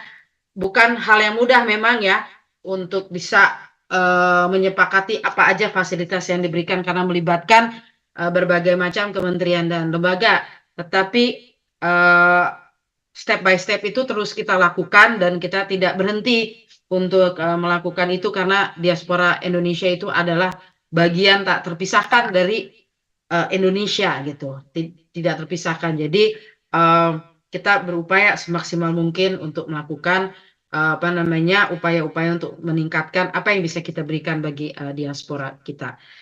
Nah, sekarang ini pun kita di sini Kementerian Luar Negeri ya, kita sedang menyusun sebuah rancangan grand strategy ya, grand strategy untuk peran diaspora itu seperti apa. Nah, ini sekiranya sudah bisa ditampilkan, Mas Kufar, maaf, kita mungkin bisa masuk kepada peran Milan dalam pembangunan nasional slide tersebut yang ada 1, 2, 3, 4. Nah, di sini. Ini kita coba bagi ke dalam 4 besaran. Apa sih peran dari masyarakat Indonesia luar negeri dalam pembangunan nasional? Bisa dalam konteks pembangunan ekonomi yang tadi kami sampaikan. Saya teringat waktu, kalau saya ambil contoh waktu di Seoul, itu ada namanya, kita bikin namanya APINKOR. APINKOR itu Asosiasi Pengusaha Indonesia di Korea. Nah, di dalamnya kita coba tumbuhkan agar importir barang-barang Indonesia itu ya diaspora kita juga gitu, bikin usaha gitu ya di sana untuk bikin kayak gudangnya, bikin kayak Alfamart-nya di sana gitu kan, Alfamart-nya Indonesia di Korea, tetapi oleh orang kita gitu ya, diaspora bikinlah kayak mart-mart begitu, bikinlah itu bentuk kayak koperasi, bikin mart kerjasama dengan masjid Indonesia di sana, dengan pekerja migran kita tuh di sana. Waktu itu kita bikin namanya Al Barokah Mart, iya kan, Al Barokah Mart. Nah, kemudian lewat APINKOR ini, dia tuh yang impor barang-barang dari Indonesia, rempah-rempah Indonesia, produk-produknya dan sebagainya, terus bikin gudang logistiknya bisa disimpan di situ. Jadi dengan cara seperti itu akan lebih mudah ya, karena kalau udah ada importer juga orang Indonesia, dia networknya di Indonesia juga pasti lebih mudah gitu. Kemudian kerjasama dengan asosiasi importir Korea supaya produk-produk rempah-rempah kita, produk-produk apa namanya pangan olahan dan lain itu bisa memenuhi regulasi dari negara setempat, ya kan, sehingga bisa mudah masuk. Nah, dengan demikian udah begitu masuk, berarti kan dia bisa masuk lebih ke market-market, termasuk dari tadi yang namanya Al Barokah Mart gitu kan. Wah, orang Indonesia itu di daerah Busan kita bikin apa namanya masuk di situ barang-barangnya, bahkan apa kayak orang Pakistan, orang India pun juga jadi berkunjung tuh ke mart kita, karena ada beberapa rempah-rempah yang sulit didapat tapi bisa masuk gitu loh dari Indonesia, di situ dijual, ya kan? Dan itu pun akhirnya bisa membantu usaha-usaha restoran Indonesia. Ya, nah, maaf kalau saya bisa contohkan karena kebetulan memang waktu di Korea saya nanganin ekonomi ya. Jadi kemudian kita tumbuhkan itu restoran-restoran Indonesia. Restoran Indonesia pun itu ada beberapa kelas-kelasnya gitu. Kalau kita lihat ada yang memang dia diperuntukkan banyak konsumennya adalah pekerja migran, ya kan, yang suka lah datang ke situ dengan makanan ala-ala makanan Padang atau ala-ala makanan warteg. Tapi ada juga kelas yang medium yang target audiensnya target apa ininya ya pengunjungnya itu adalah orang-orang Korea ya, agak dikemas, agak presentasinya lebih menarik dan seterusnya. Nah, ini pas banget dengan apa sebetulnya yang kami juga sekarang ini kerjakan di Direktorat Diplomasi Publik.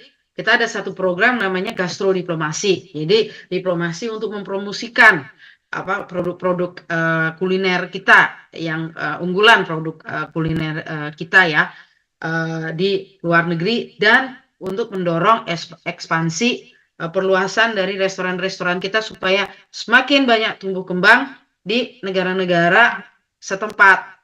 Nggak harus pemiliknya, nggak harus orang Indonesia gitu. Pemiliknya bisa orang Amerika, bisa apa-apa warga negara setempat, tapi yang disajikan adalah makanan Indonesia. Nah, ini memang ada lagi yang mengatakan kesulitannya karena kalau jual soto misalnya, soto bisa macam-macam, ada soto Betawi, ada ini, jadi standarnya gimana kalau disamakan dengan Tom Yam Goong, itu kan Tom Yam Goongnya Thailand tuh apa ada bumbu dasar yang ya mau dimanapun Tom Yam Goong ya Tom Yam Goong itu gitu. Kalau kita ada soto Makassar lah, ada coto Makassar, ada soto Kudus, ada apalagi tuh soto Betawi, banyak banget nih. Ini memang karena kita beragam ya, Indonesia tuh rich dalam konteks kuliner, makanan gitu, tapi mungkin perlu kita mulai pikirkan ada standar tertentu yang bisa menjadi apa sih produk standar atau menu standar di restoran-restoran kita supaya bisa lebih dikenal. Kesulitannya saat ini pun oleh chef-chef kita diakui adalah itu. Dan juga kesulitan untuk bawa chef dari Indonesia yang masih sulit masuk untuk dapat izin kerja dan lain-lain sebagainya. Nah, ini beberapa tantangan yang memang tidak mudah, tapi kami mencoba dari Kementerian Luar Negeri berperan serta untuk bisa mensukseskan. Kalau bicara lagi gastrodiplomasi, ada program namanya Indonesia Spice Up the World. Nah, ini campaign atau program Indonesia Spice Up the World ini pun saya yakin dari Mandeh Minang mancanegara, apalagi bunuh-bunuh ini kan pasti jago-jago masak tuh. Ya, saya nggak tahu apa lagi ada juga yang di sini bergerak di bidang rumah makan atau di bidang restoran gitu kan. Jadi kita dorong tuh kerjasama sama kedutaan melakukan festival-festival untuk festival makanan Indonesia, seperti misalnya yang kemarin juga kita juga aktif kawal di Norwegia. Jadi Indonesia Spice Up Solo. Nah, barangkali Pak Dubes nanti Pak Dubes Denny Indonesia Spice Up Vietnam, ya kan? Jadi pakai kata-katanya Indonesia Spice Up Australia, Spice Up Hanoi mungkin atau Vietnam dan seterusnya. Jadi di sini perannya kita terus kembangkan. Dan juga tidak kalah pentingnya adalah impact. Banyak ternyata ya ketika kita dig in, kita masuk ke beberapa ini ngobrol-ngobrol dan sebagainya dengan Indonesia Diaspora Global Network lah, ya kan, IDN Global, kemudian juga dengan Global Indonesian Professional Association, macam-macam lah ya, asosiasi diaspora. Itu tuh banyak anak-anak muda Indonesia yang bekerja di lembaga-lembaga riset ya, atau di R&D Research and Development, atau di kampus-kampus udah postdoc atau bahkan menjadi peneliti di situ. Nah, ini banyak ilmu yang bisa ditransfer sebetulnya kepada kita. Dulu kan kalau kita ingat zaman Pak Habibie, dulu ada insinyur-insinyur kita yang sekolah di Jerman sebagainya.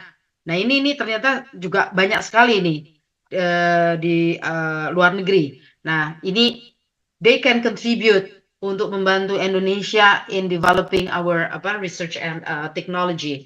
Dan tentunya penguatan jejaring lokal, internasional, dan global.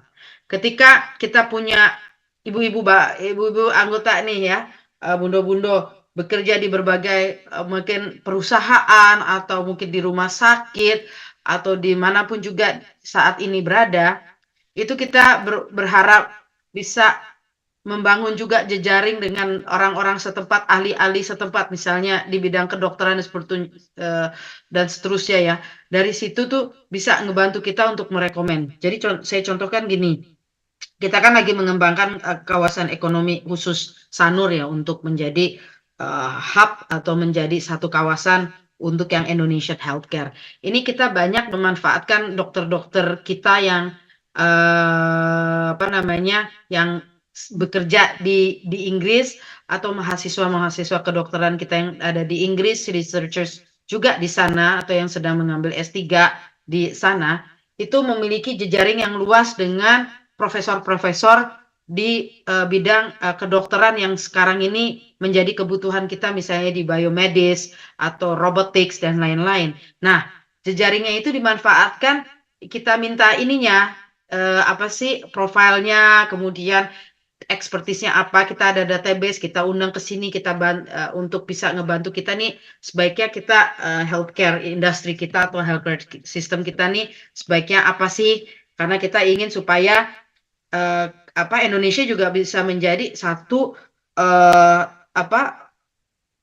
kayak di Asia Tenggara nih katanya Thailand kan sekarang hospital gitu. Nah, kita sebetulnya bisa gitu.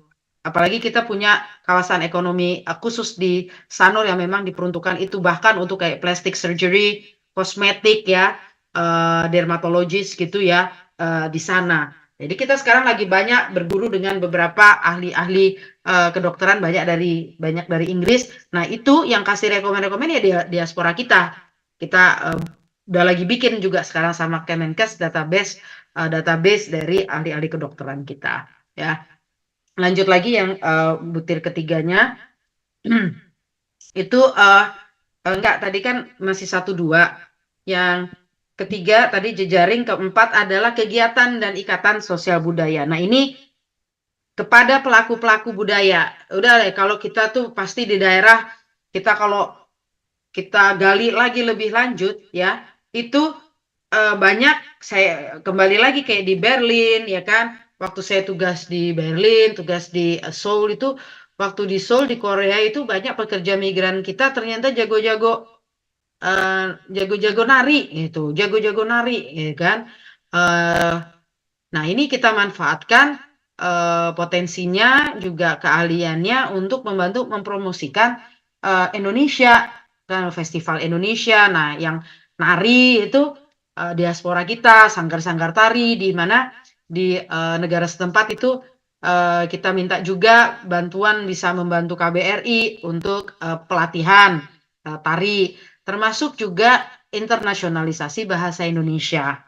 Kan ada program nih kalau di luar, kita dengan Kemendikbudristek kita punya program namanya Bahasa Indonesia bagi penutur asing untuk foreign speakers. Tujuannya supaya semakin banyak tentunya warga negara asing yang bisa berbahasa Indonesia dan mencintai Indonesia melalui bahasa. Nah, ini kita juga ada festival yang kita lakukan, Festival Bahasa Indonesia namanya Festival Handai Indonesia dengan Kemendikbudristek.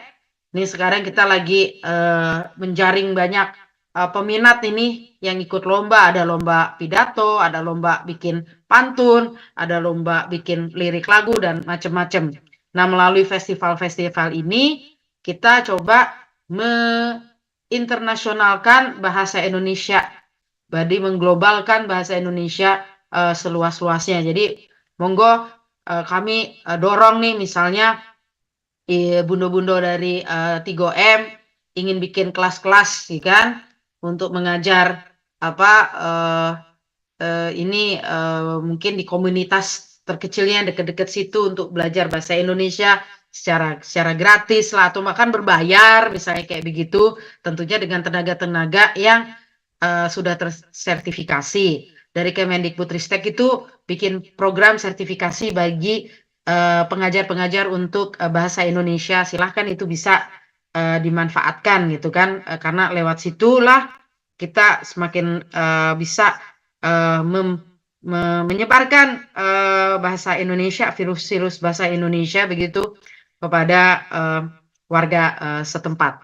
Dan juga diplomasi olahraga ya, kita juga tahu ya semakin banyak itu naturalisasi pesepak bola kita, yaitulah mereka dari diaspora berdarah Indonesia, sehingga timnas kita udah semakin kuat sekarang, dan itu tidak terlepas dari upaya kita melakukan kita di sini, saya adalah maksudnya pemerintah kita ya, banyak melakukan upaya-upaya untuk talent scouting, mencari ke pelosok-pelosok itu daerah-daerah diaspora yang berdarah Indonesia ya, diaspora kita jaring untuk bisa memperkuat timnas kita di bidang sepak bola.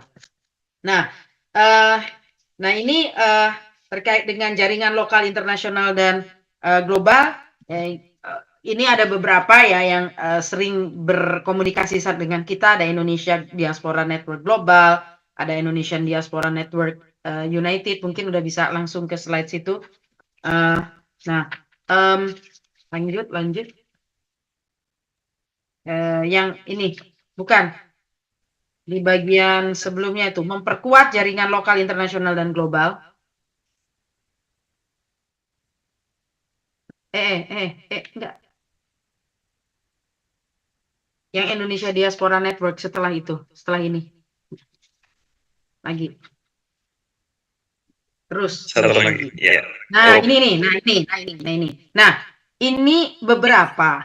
Nah, yang sering komunikasi dan memberikan input menjalin kemitraan dengan kami, termasuk Global Indonesia Professionals Association ini yang jaring laba-labanya semakin besar.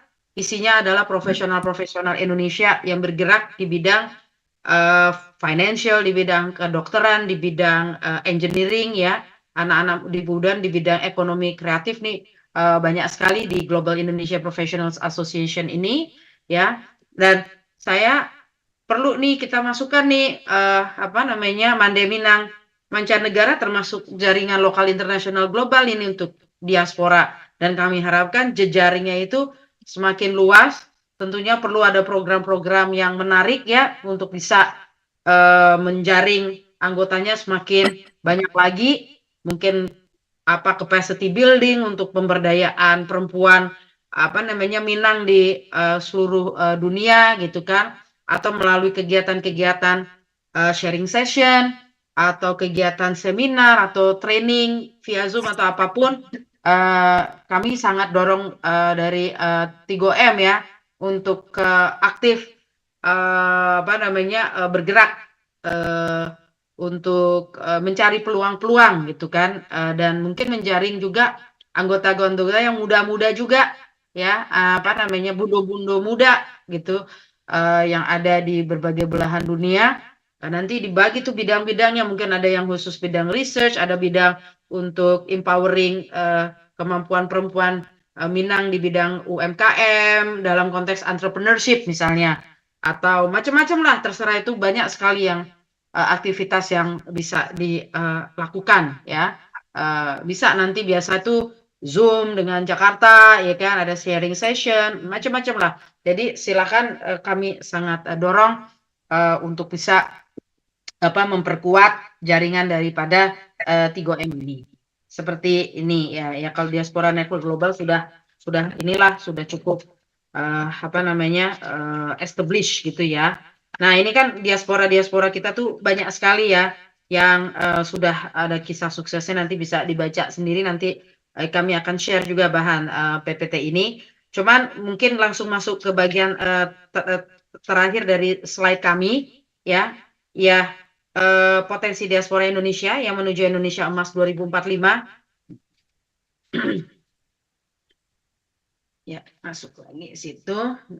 Nah, ini kita ujung-ujungnya, end goal-nya ini, kita ingin ada nation branding lebih kuat tentang Indonesia, citra positif. Mungkin terdengarnya klise, citra positif, but that is what we are doing, that we should do, adalah untuk membangun nation branding yang kuat tentang Indonesia, Indonesia yang maju, Indonesia yang modern, Indonesia yang mengembrace keberagaman, Indonesia yang cinta damai. Nah, jadi ibaratnya tuh wajah yang ditampilkan Indonesia ini, wajahnya Indonesia ya, kalau di negara-negara setempat ya wajahnya adalah lewat diaspora kita, lewat 3M ini. 3M ini bawa wajahnya diri sendiri ya kan, tapi yang lebih besarnya lagi ini membawa wajah Indonesia gitu. Jadi orang melihat bundo-bundo ini ya melihatnya Indonesia gitu. Jadi we should be able to represent Indonesia secara baik. Nah, dan what is also important adalah bagaimana kita bisa meningkatkan our level of competitiveness di tataran global, di mana SDM kita itu mampu bersaing, di mana SDM kita itu diperhitungkan ya, di mana Indonesia sebagai kekuatan ekonomi itu tidak hanya sekedar omong-omong saja ya kan, tetapi everybody will see that yes, Indonesia is one of the biggest economic powers saat ini di dunia ya, dengan economic growth-nya yang di atas 5% ya, dan kekuatan dari diasporanya yang luar biasa yang diakuin. Nah, ini recognition is important dimanapun Mande Minang ya, mancanegara 3M ada, is that tadi representing Indonesia dan menunjukkan that we are professionals, bahwa kita memiliki kualitas yang bagus, perempuan-perempuan Indonesia itu yang bagus, yang berkualitas dan layak untuk diperhitungkan.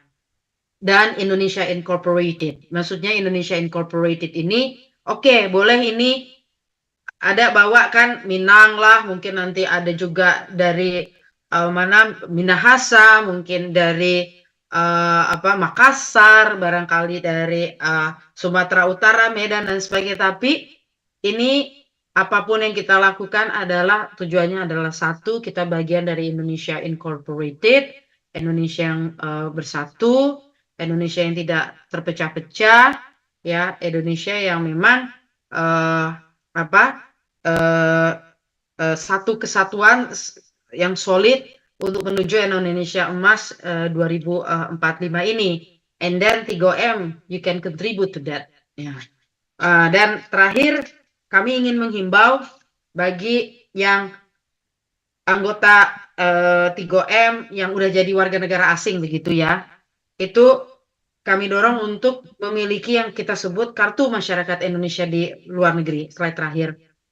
Ya, ini. Nah, nanti silahkan bisa tanya-tanya lebih detail ke Mas Gofar nih yang menangani.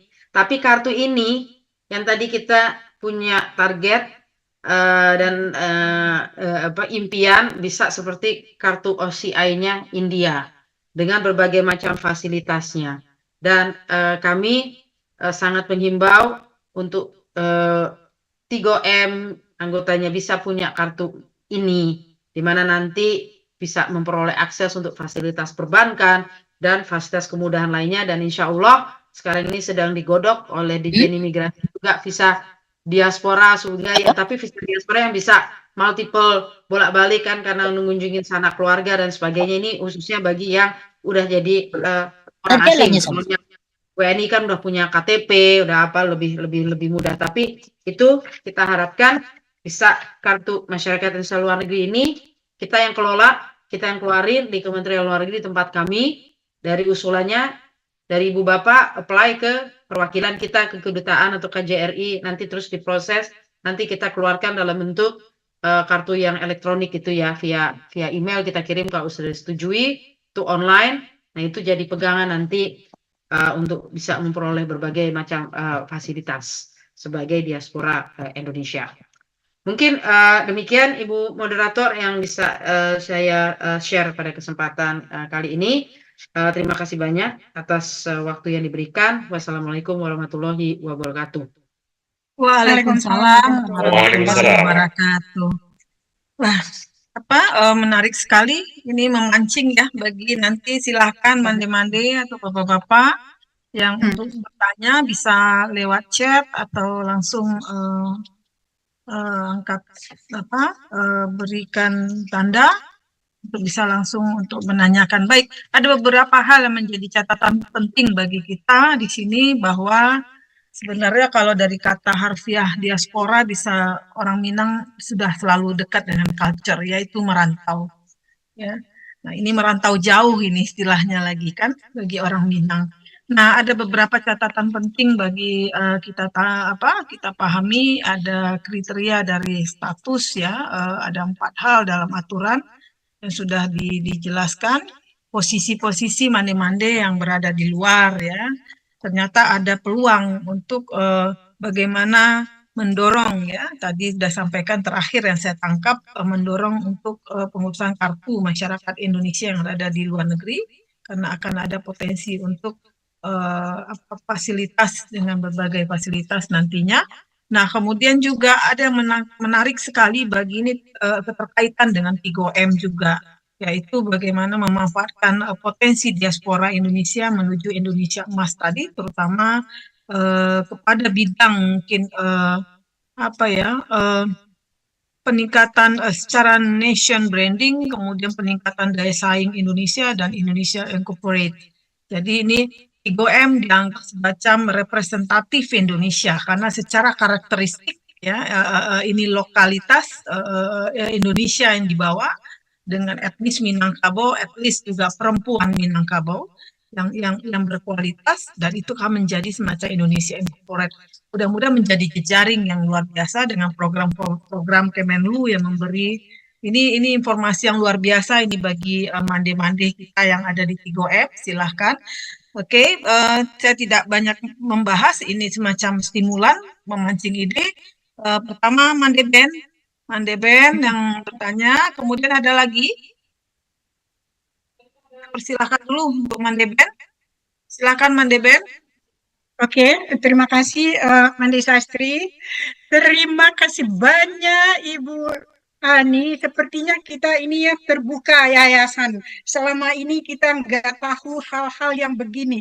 Ini rasanya bukan terlambat, tapi kami akan kejar kesempatan-kesempatan ini. Karena Bu Ani, kita punya potensi-potensi yang disebutkan itu semuanya. Jadi 3M ini dia tuh punya apa banyak skill, banyak talent, dan semuanya itu kita sudah punya, Ibu Ani. Cuman ini nggak tahu menyalurkannya kemana. Alhamdulillah Pak Denny mengajak Ibu Ani ke sini. Sepertinya UMKM, right? Ini paling kuat juga. Memang kita di UM tidak berbisnis, tidak punya UMKM, tetapi kita itu memfasilitasinya. Di tempat kita ini berkumpul banyak UMKM. Kemarin waktu saya pulang ke Indonesia, itu dari Dinas Koperasi, itu memang sudah siap untuk semuanya memarketkan yang susahnya ini ke Amerika, tetapi kita butuh bantuan itu. Jadi terakhir saya bilang, ini sebelum ini pas saya bilang, kita usahakan mengadu ke KBRI, ke KJRI. Jadi ini sudah satu jalan yang terbuka. Begitu juga kesenian, begitu juga pokoknya segala macam yang Ibu Ani jelaskan tadi itu ya, kita tuh sudah punya power untuk itu, tinggal kita ini memang kolaborasi atau kerjasama lagi kemana jaringannya itu yang jalan channel harus dihadapkan ke channel apa begitu. Jadi kami ini memang akan banyak menghubungin Bu Ani dan staf, Pak Gofar dan lain-lain untuk keperluan ini. Aduh, semuanya kalau saya lihat dari kesemuanya itu semuanya deh yang Ibu Ani bilangkan tadi. I don't know dari mana saya mulai, tapi kita sudah banyak informasi potensi-potensi itu, tinggal kita kolaborasi mencarikan jalan untuk itu. Ya, saya kira kami selanjutnya nanti akan lebih dekat lagi mengarah ke hal detail tentang kesempatan ini. Kemudian saya sekarang baru juga tahu tentang ya kita sebagai anggota diaspora Indonesia punya kewajiban dan hak begitu ya. Jadi mungkin kita harus tahu juga apa kewajiban kita, right? Kemudian apa hak-hak yang kita bisa yang akan bisa kita lakukan. Bagi yang enggak yang belum berkenan untuk berbicara, belum supaya mute ya, jadi kita jelas satu persatu insya Allah. Kesempatan akan ada bagi semua nanti insya Allah. Saya nggak tahu nih dari mana mulainya, tetapi sudah berakhir begitulah Ibu Ani, kita akan mengucapkan segala yang akan Ibu Ani ceritakan itu sudah ada pada kita insya Allah. Sekarang baru terbangun Bu Ani. Alhamdulillah. Terima kasih banyak Bu Ani, saya sangat appreciate ini. Dan juga Pak Denny. Mana Ben? Masih ada lagi? Banyak sekali semuanya, kita berikan dulu kesempatan. Jadi tadi kita sebagai yang punya kewajiban dan hak, saya ini mungkin belum tahu apa kewajiban kita. Kalau hak-hak banyak sekali tadi itu ya, yang kita ambil, kita petik dari anggota diaspora ini. Intinya ada yang mau Ben tanya ke Bu Ani? Itu yang saya tanya dengan kartu tadi atau apa? Oke, yang saya tanyakan sekarang tentang kewajiban dan hak ya. Kewajiban apa kita TUM sebagai anggota diaspora nanti, kita harus bagaimana pendaftarannya, terutama tadi untuk memilih sebagai di bawah lindung 3M, di bawah diaspora Indonesia. Jadi apa kewajiban kami yang harus kami berikan, syarat-syaratnya, kalau hak-haknya sudah kelihatan sama sekali. Begitu Mbak Ani pertanyaan saya. Oke, baik Mande Ben. Makasih. Jadi ada satu menjadi poin tadi yang kita sempat baca, ada jaringan lokal, internasional, dan global. Nah, itu ada berbagai macam Indonesian Diaspora Network, ada Indonesia Diaspora Network United, ada juga JIPA. Jadi ini juga menjadi potensi sebenarnya Mandirian sampaikan Bu Ani bahwa kami di 3M punya potensi-potensi itu semua, insya Allah ya UMKM, kemudian potensial juga dengan ITEK ya, juga ada berapa akademisi juga di dalam ini juga. Right. Ini selain itu juga kuatnya di dalam sosial budaya. Wah, jadi itu menjadi potensi bagi kami yang kemana nanti bisa kemungkinan kami bisa kembangkan untuk lebih lanjut untuk dalam bentuk lain. Oke, Bapak Ibu yang lain silahkan ada mau bertanya Jawaban atau pertanyaan saya direspon cukup dulu dengan Bu Ani, Oke. Bu Mantipen. Silakan Bu Ani, silahkan merespon. Jadi pertanyaannya beliau tanya tentang kewajiban dan hak dari pendaftaran ini seandainya tergabung di dalam ini terkait dengan Di bawah pengurusan Kemlu. kartu tadi ya. Oke, silakan Bu Ani. Ya, terima kasih atas pertanyaannya juga tadi komentarnya. Ya, kalau tadi hak ya sebagai kalau masih jadi warga negara Indonesia sudah tentunya ada hak-hak yang memang melekat ya, sudah jelas, cukup jelas. Nah, kewajiban, oke. Jadi tadi kami intinya mendorong ya supaya 3M bisa aktif tentunya dalam menjalin seluas-luasnya networknya. Pertama tentunya berkomunikasi dan bermitra dengan perwakilan kita. Jadi bagaimana 3M ini misalnya memiliki branch atau cabang-cabangnya. Misalnya ada 3M cabang Arab Saudi, 3M cabang Vietnam misalnya, atau 3M cabang Houston, cabang San Francisco. Nah ini kami sangat dorong untuk bisa menjalin kemitraan dengan kedutaan kita, kemudian membantu kegiatan-kegiatan dari kedutaan atau konsulat kita yang memang dari 3M itu menilai diri sendirinya dulu mampu tidak, misalnya sesuai tidak dengan apa yang memang menjadi kekuatan dari 3M.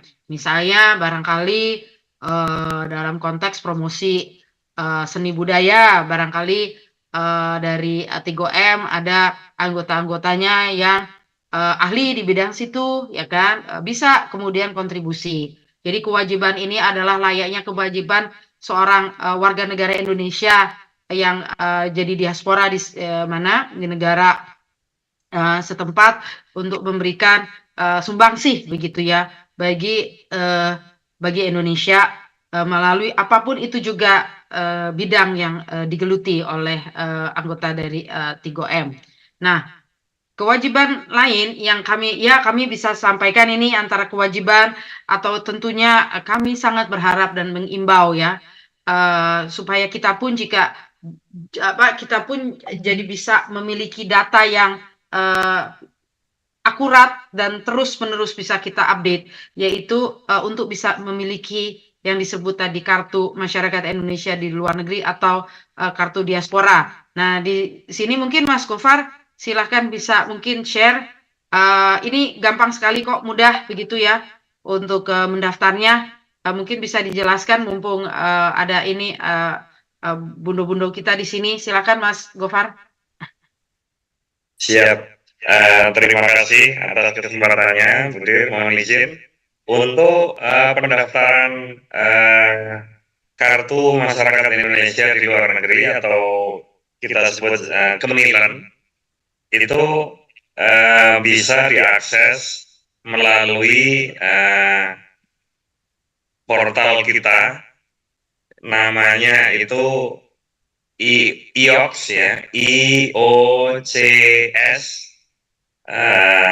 .kemlu.go.id. Yang tadi terakhir Mas, slide terakhir dari PPT kan ada, bisa ditampilin. Mohon izin, mohon bantuan untuk share tadi Mande Mende Ibu. Sony, tolong Mende Sony. Ya. Ibu Sony tadi. Ya, slide selanjutnya yang agak akhir-akhir atas lagi. Ini slide yang men-sharing bagaimana pendaftaran pemilihan bisa dilakukan. Bapak-bapak, ibu-ibu sekalian bisa mengakses portal ini dan nanti di situ langsung bisa mengisi nama, kemudian dokumen-dokumen pendukung seperti paspor, kemudian kalau sudah tidak berkeluarga negara Indonesia lagi, bisa melampirkan surat keterangan sudah tidak memegang paspor Indonesia lagi. Terus kemudian ada dokumen foto, terus kemudian biasa ada dokumen KTP setempat yang masih berlaku atau SIM setempat yang masih berlaku dan surat keterangan kerja, itu saja. Atau kalau masih mahasiswa bisa melampirkan kartu mahasiswa di mana dia belajar. Terus kemudian nanti prosesnya setelah mengisi akan kita proses 1 minggu, 2 minggu kemudian kita membalas melalui email. Demikian Bapak-bapak Ibu sekalian. Baik, makasih Pak Gofar informasinya. Silakan Bu Ani. Masih ada yang lain? Ya, kira-kira Siapa itu yang mau bertanya? gambarannya mungkin. Terima kasih. Oke, silakan Bapak Ibu mande-mande yang di mana aja atau melalui Ada pertanyaan itu? ya. Silakan. Mela, silakan Mela.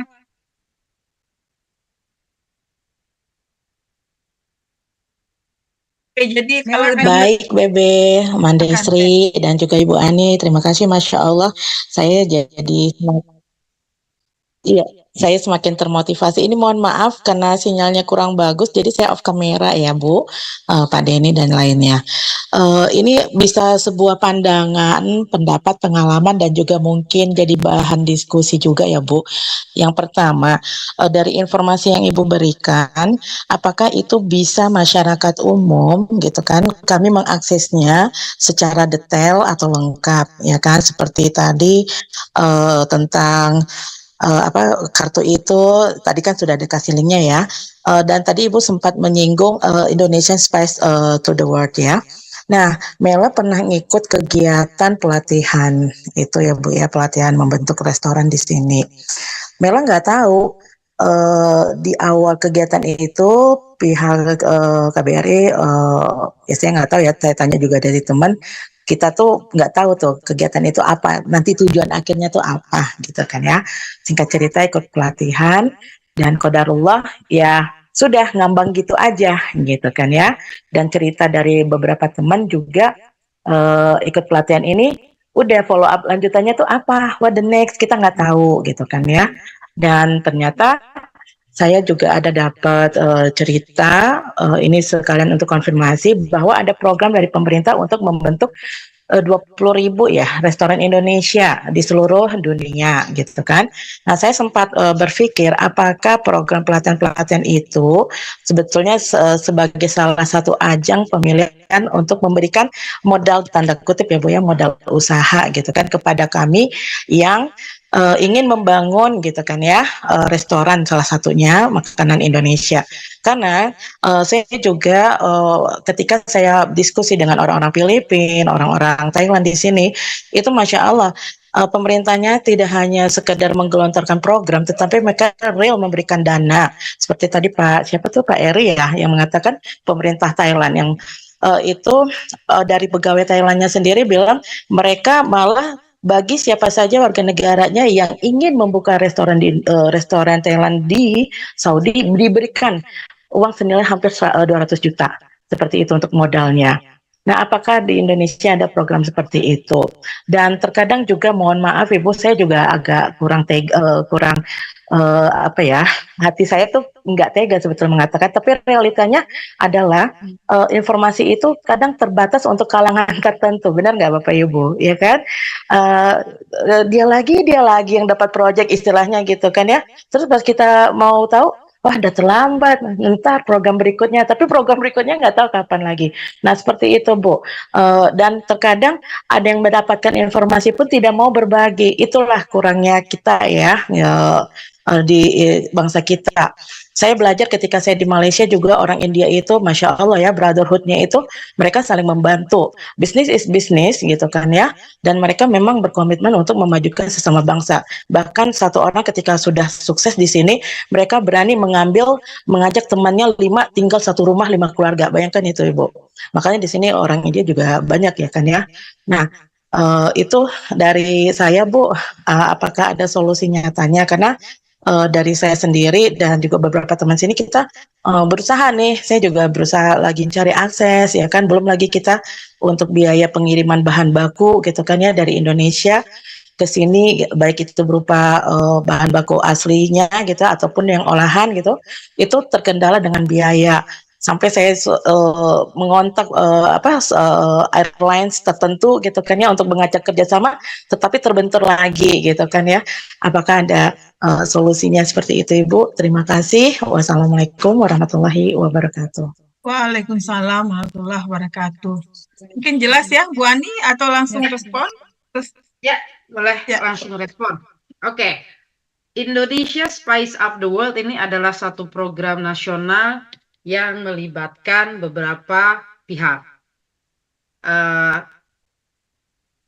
Campaign utamanya ini diusung oleh Kemenko Marves, didukung oleh Kementerian Luar Negeri dalam konteks kita melakukan diseminasi ke luar negeri, ke diaspora kita melalui perwakilan RI, ya, dan juga melalui kegiatan-kegiatan promosi gastrodiplomasi melalui kegiatan festival kuliner dan lain-lain, ya.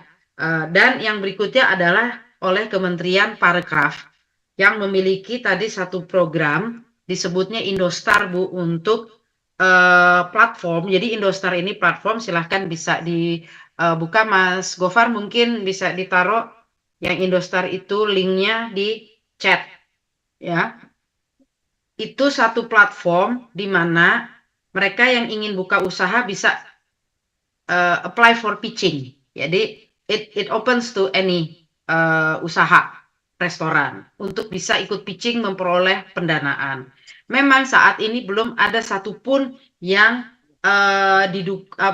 berhasil menang pitching ya, maksudnya karena gini, tampaknya untuk buka restoran ini kan apalagi di luar negeri kan banyak izin-izinnya ya kan, kemudian masalah guarantee ini kira-kira adalah pernah katanya waktu itu satu kejadian dari salah satu bank memberikan udah dukungan ini ternyata maaf ownernya itu meninggal, kemudian duitnya udah dikelontorkan, ownernya meninggal, nggak ada yang running usaha restorannya itu lagi, akhirnya duitnya ini jadi tidak bisa kembali karena tidak ada jaminan. Misalnya tidak ada jaminan karena yang bersangkutan itu tidak memiliki properti misalnya di Indonesia yang bisa dijadikan jaminan untuk bagi bank ini. Jadi ada beberapa hal-hal teknis ya yang mungkin ada isu gitu, tetapi bukan berarti juga tidak bisa terselesaikan. Namun itu mungkin perlu waktu.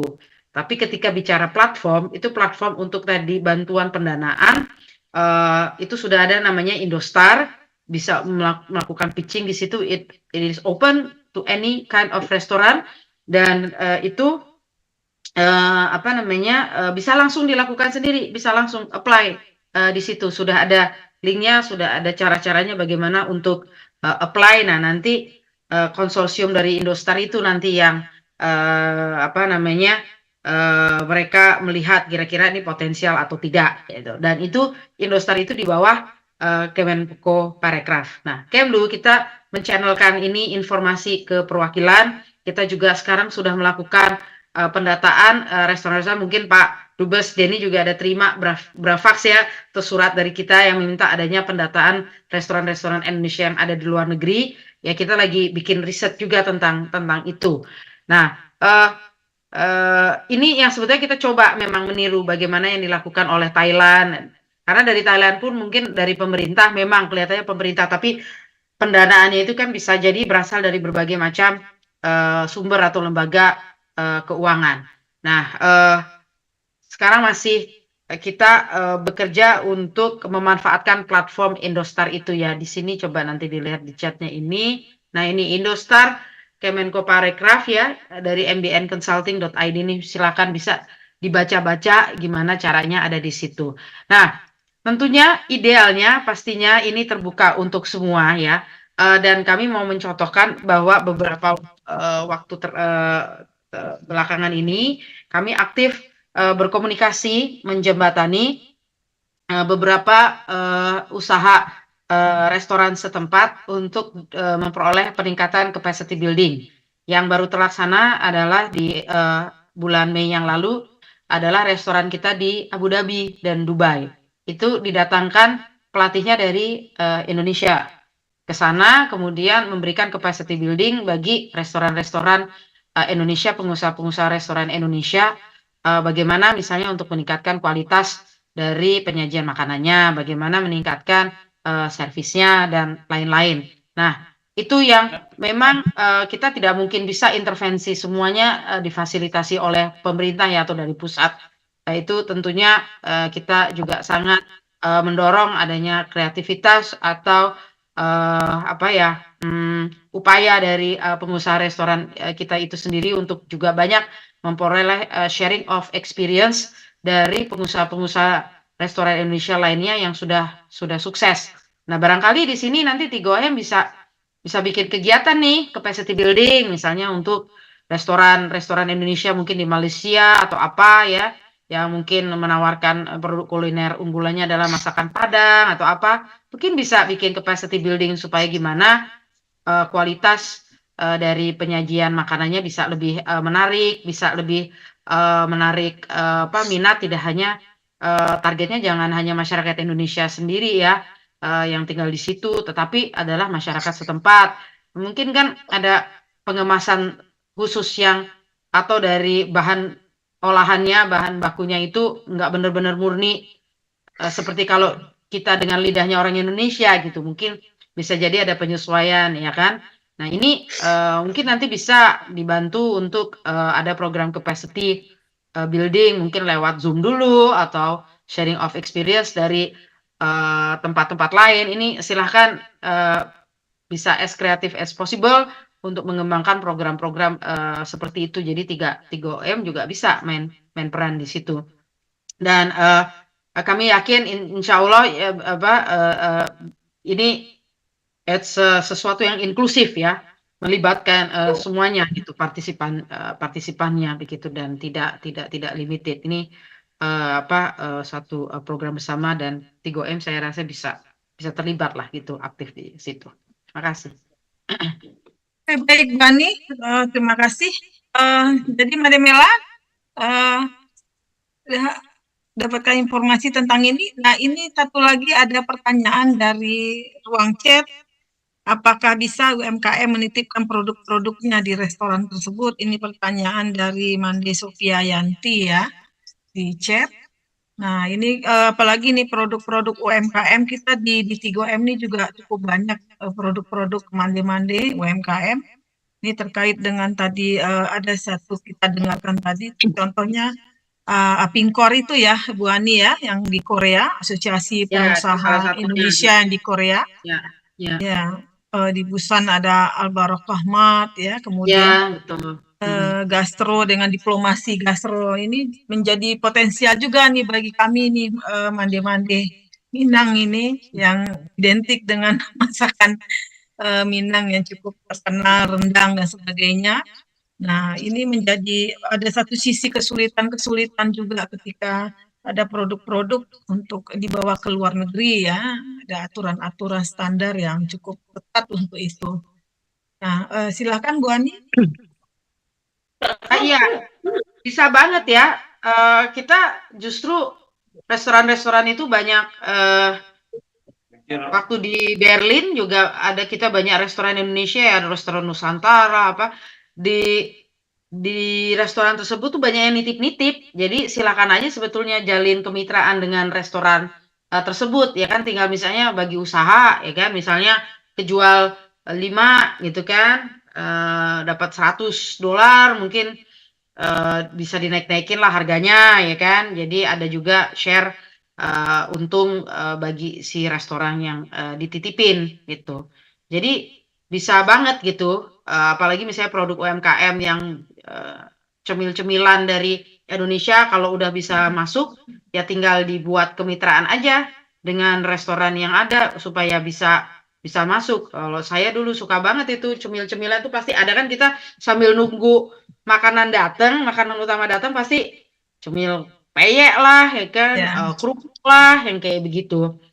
Jadi waktu di Berlin, saya tugas di Berlin, kemudian tugas di mana di Korea tuh nggak kayak apa ya, nggak pernah rindu makanan Indonesia karena itu, dan juga produknya lebih mudah masuk ya. Tapi saya tidak bisa memukul rata karena seperti dengan Australia misalnya mungkin akan lebih sulit ya. Tapi kita udah bagus kerjasamanya. Saya terakhir waktu itu pergi ke Melbourne dan ada satu restoran namanya Garam Rica ya, yang menyajikan satu konsep menarik yaitu nasi bungkus, diplomasi nasi bungkus istilahnya. Jadi ya persis kayak nasi bungkus Padang-Padang itu. Jadi apa mau dipilih nih, kayak ini oke mau rendang, kemudian mau coba deh nanti buka di Google Garam Rica Sydney dan Melbourne. Konsepnya adalah konsep masakan Padang itu. Tinggal milih oh mana rendangnya, tambahin cumi, terus kemudian dibungkus di model nasi bungkus. Makannya kita di nasi bungkus gitu, jadi nggak disajikan di piring, tapi semua ini dicampur dari bungkus, buka wadah si telur balado lah apa terserah kita pilihannya, konsep warteg, dan itu lakunya luar biasa. Ternyata orang Australia tuh suka gitu masakan seperti itu. Berarti ibu bapak juga harus ini mengembangkan namanya market research gitu kan. Kira-kira target marketnya tuh yang paling pas tuh masakan seperti apa sih? Kalau masakan Indonesia paling disuka mungkin ada kayak bikin sampel-sampel dulu lah gitu kan. Jadi untuk lihat gitu. Jadi konsep nasi bungkus, diplomasi nasi bungkus Garam Rica di Sydney dan Melbourne tuh di restoran itu lakunya luar biasa tuh. Kalau di Melbourne tuh dia restorannya di samping persis dari KJRI kita di Melbourne. Contoh aja gitu. Laku berat. Padahal pedes ya. Banyak yang ngantri orang Australia. Ya, yang makan malah orang-orang Australia. Ya itu bedanya Bu Ani. Excuse me. Ya.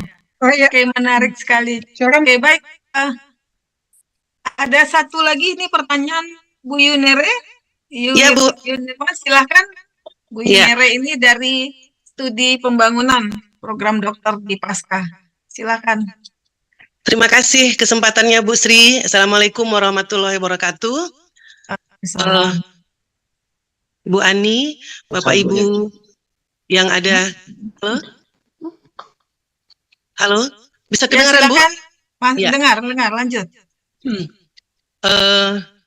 Pada Ibu Ani, narasumber, Ibu Sri, moderator, dan Bapak Ibu semua, saya mengucapkan Assalamualaikum warahmatullahi wabarakatuh, dan merasa senang bisa bergabung di forum ini dalam, saya nggak tahu ini special meeting, tapi mungkin saya boleh bicara sedikit ya Bu Sri terkait kondisi kita Sumatera Barat saat ini, Mande-mandeku sayang yang berada di mancanegara. Kita kan lagi bencana. Saya baca 3M juga udah ikut dalam pesisir selatan bulan Maret gitu, ikut peduli gitu kan. Tentunya dengan Galodo juga nggak lupa gitu ya Bu ya, bahwa setelah pasca Galodo yang ada di tanah datar dan sekitarnya itu memang cukup, kami udah ke lapangan, sudah lihat bagaimana dampaknya, yang tentunya ini sudah jadi pemikiran dan jadi perhatian semua. Namun yang jadi terketuk di hati saya saat ini, mengingat jalan utama itu masih belum lancar, tentu dari sisi pembangunan kita menyayangkan jalan tol yang masih belum selesai juga. Jadi kan kalau tadinya jalan tol kita tuh di Sumatera Barat lancar, tentunya alternatif jalan ada, sehingga nggak satu-satunya jalan gitu ke Padang. Kalau dari daerah Batu Sangkar, Padang Panjang menuju Padang. Jadi dengan lumpuhnya ini, kan orang harus belok Malala, harus belok Kelo Ampe-Ampe, ini mengingatkan mandi-mandi semua yang di mancanegara tentang kampung kita, dan itu tuh nggak mudah ya Bu Sri ya. Kita kalau lewat Malala itu berapa jam, dan risikonya juga longsor dan sebagainya. Jadi mungkin dalam forum ini saya bisa mengetuk mande-mande sekalian, bagaimana kita bisa lebih apakah menggalang dana atau apa, atau membuka jejaring dengan ya masalah pendanaan pembangunan lah intinya. Mungkin lebih luas dari sekedar ya kalau tadi kita banyak bicara tentang food, tentang makanan.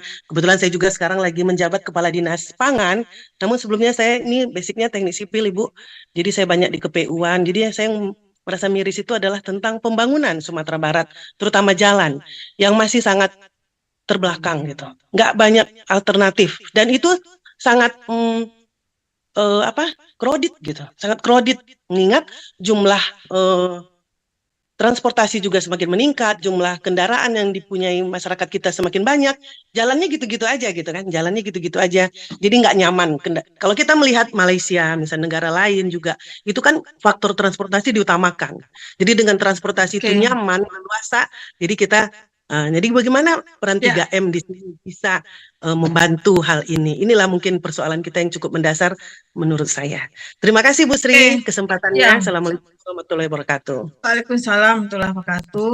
Oke, Bu Yunire, ini juga menyampaikan kondisi perkembangan ya pasca bencana yang terjadi di Sumatera Barat hari ini, kondisi sarana prasarana transportasi yang masih sedang proses karena dimasuk ke dalam kebencanaan nasional juga ya, masih menjadi perhatian pusat juga dan sebagainya, dan juga mungkin dari mande-mande kita yang ada di luar negeri dimanapun berada. Oke, makasih Bu Yunire. Mungkin kita tidak respon dulu ya, nanti oleh Mande Ben sebagai ketua 3M ya, nanti merespon ini terkait nanti dengan Bu Ani. Ini ada 2 orang yang Ibu Jus, Mande Jus. Silahkan. Ada yang boleh tanya, Mande Jus? Atau Mande Neti? Mande Jus, silahkan. Ya, Mande Jus dulu. Ya, Mande Jus, silahkan. Saya Mande Jus. Terima kasih moderator. Assalamualaikum warahmatullahi wabarakatuh. Waalaikumsalam. Nama saya Ibu Hajah Jus Marija, SIP, Sarjana Ilmu Politik, MBA. Saya alumni dari Fakultas Sosial dan Politik, jurusan Komunikasi, mungkin sama dengan Ibu Ani jurusannya, dari Gajah Mada University, Yogyakarta. Sebelum saya bicara, karena kita berkomunikasi dengan saat ini saya sadar saya berkomunikasi dengan mande-mande Sumatera Barat, tapi saya akan bertanya pada Pak Denny sebagai penasehat, juga Ibu Mande Ben, bolehkah saya bicara? Tidak. Boleh, Ibu. Masalah silakan langsung, Ibu. Bukan masalah Minangkabau ya, saya akan dari pengalaman juga untuk Yogyakarta, tempat saya stay di sekarang ini. Bisa ya, Mande Ben? Silakan Ibu, kalau bagaimana Bapak-bapak, Ibu-ibu, kalau ada yang yang sehubungan dengan tematika topiknya ini ya. Kita dahulukan. Jangan di luar topik dulu. Kalau di luar topik nanti bisa kalau ada waktu atau kita kontak lagi di luar ini begitu. Kita dahulukan yang dalam topik karena masih ada yang raise hand. Kalau ada kesempatan nanti kita kembali kepada Bu Jus ya, Bu Jus. Oke, kalau gitu kalau masih ada relevan dengan topik ini dalam rangka jejaring diaspora ini, Ya, silahkan kalau contohnya apa. Tapi UMKM, ya kalau diaspora kalau UMKM tadi dan UMKM sebagainya. masih persoalan UMKM itu juga atau Ibu atau gimana, mungkin kita nanti kasih waktu aja nanti karena masih ada yang lain yang sesuai dengan apa karena Oke, apa ya Mbak oke, Degus, sabar dulu ya oke. Kalau nanti gitu, ya. ya. Kalau Oke, gitu, kita proses. sebentar saya akan memberi pandangan masalah nation branding, Ibu Ani. Branding, oke. Ya, Silakan. ini bersangkutan dengan kawasan ilmu. Ini hanya sebagai opinion saya. Saya tidak bertanya, saya hanya menjabarkan opinion saya mengenai kondisi negara kita sekarang di Indonesia. Ini dari pengalaman, kalau kita berhubungan sama orang asing, kita perlu citra negara, ya kan? Bapak-bapak mande-mande semua tahu bagaimana citra negara kita sekarang ini di mata dunia.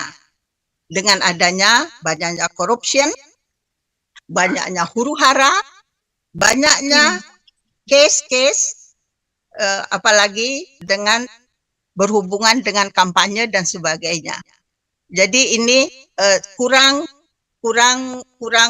memberikan citra positif untuk negara kita sendiri, G2G di seluruh dunia. Karena tadi ada nation branding. Hubungannya bila misalnya saya bekerja juga di general trading dan tourism.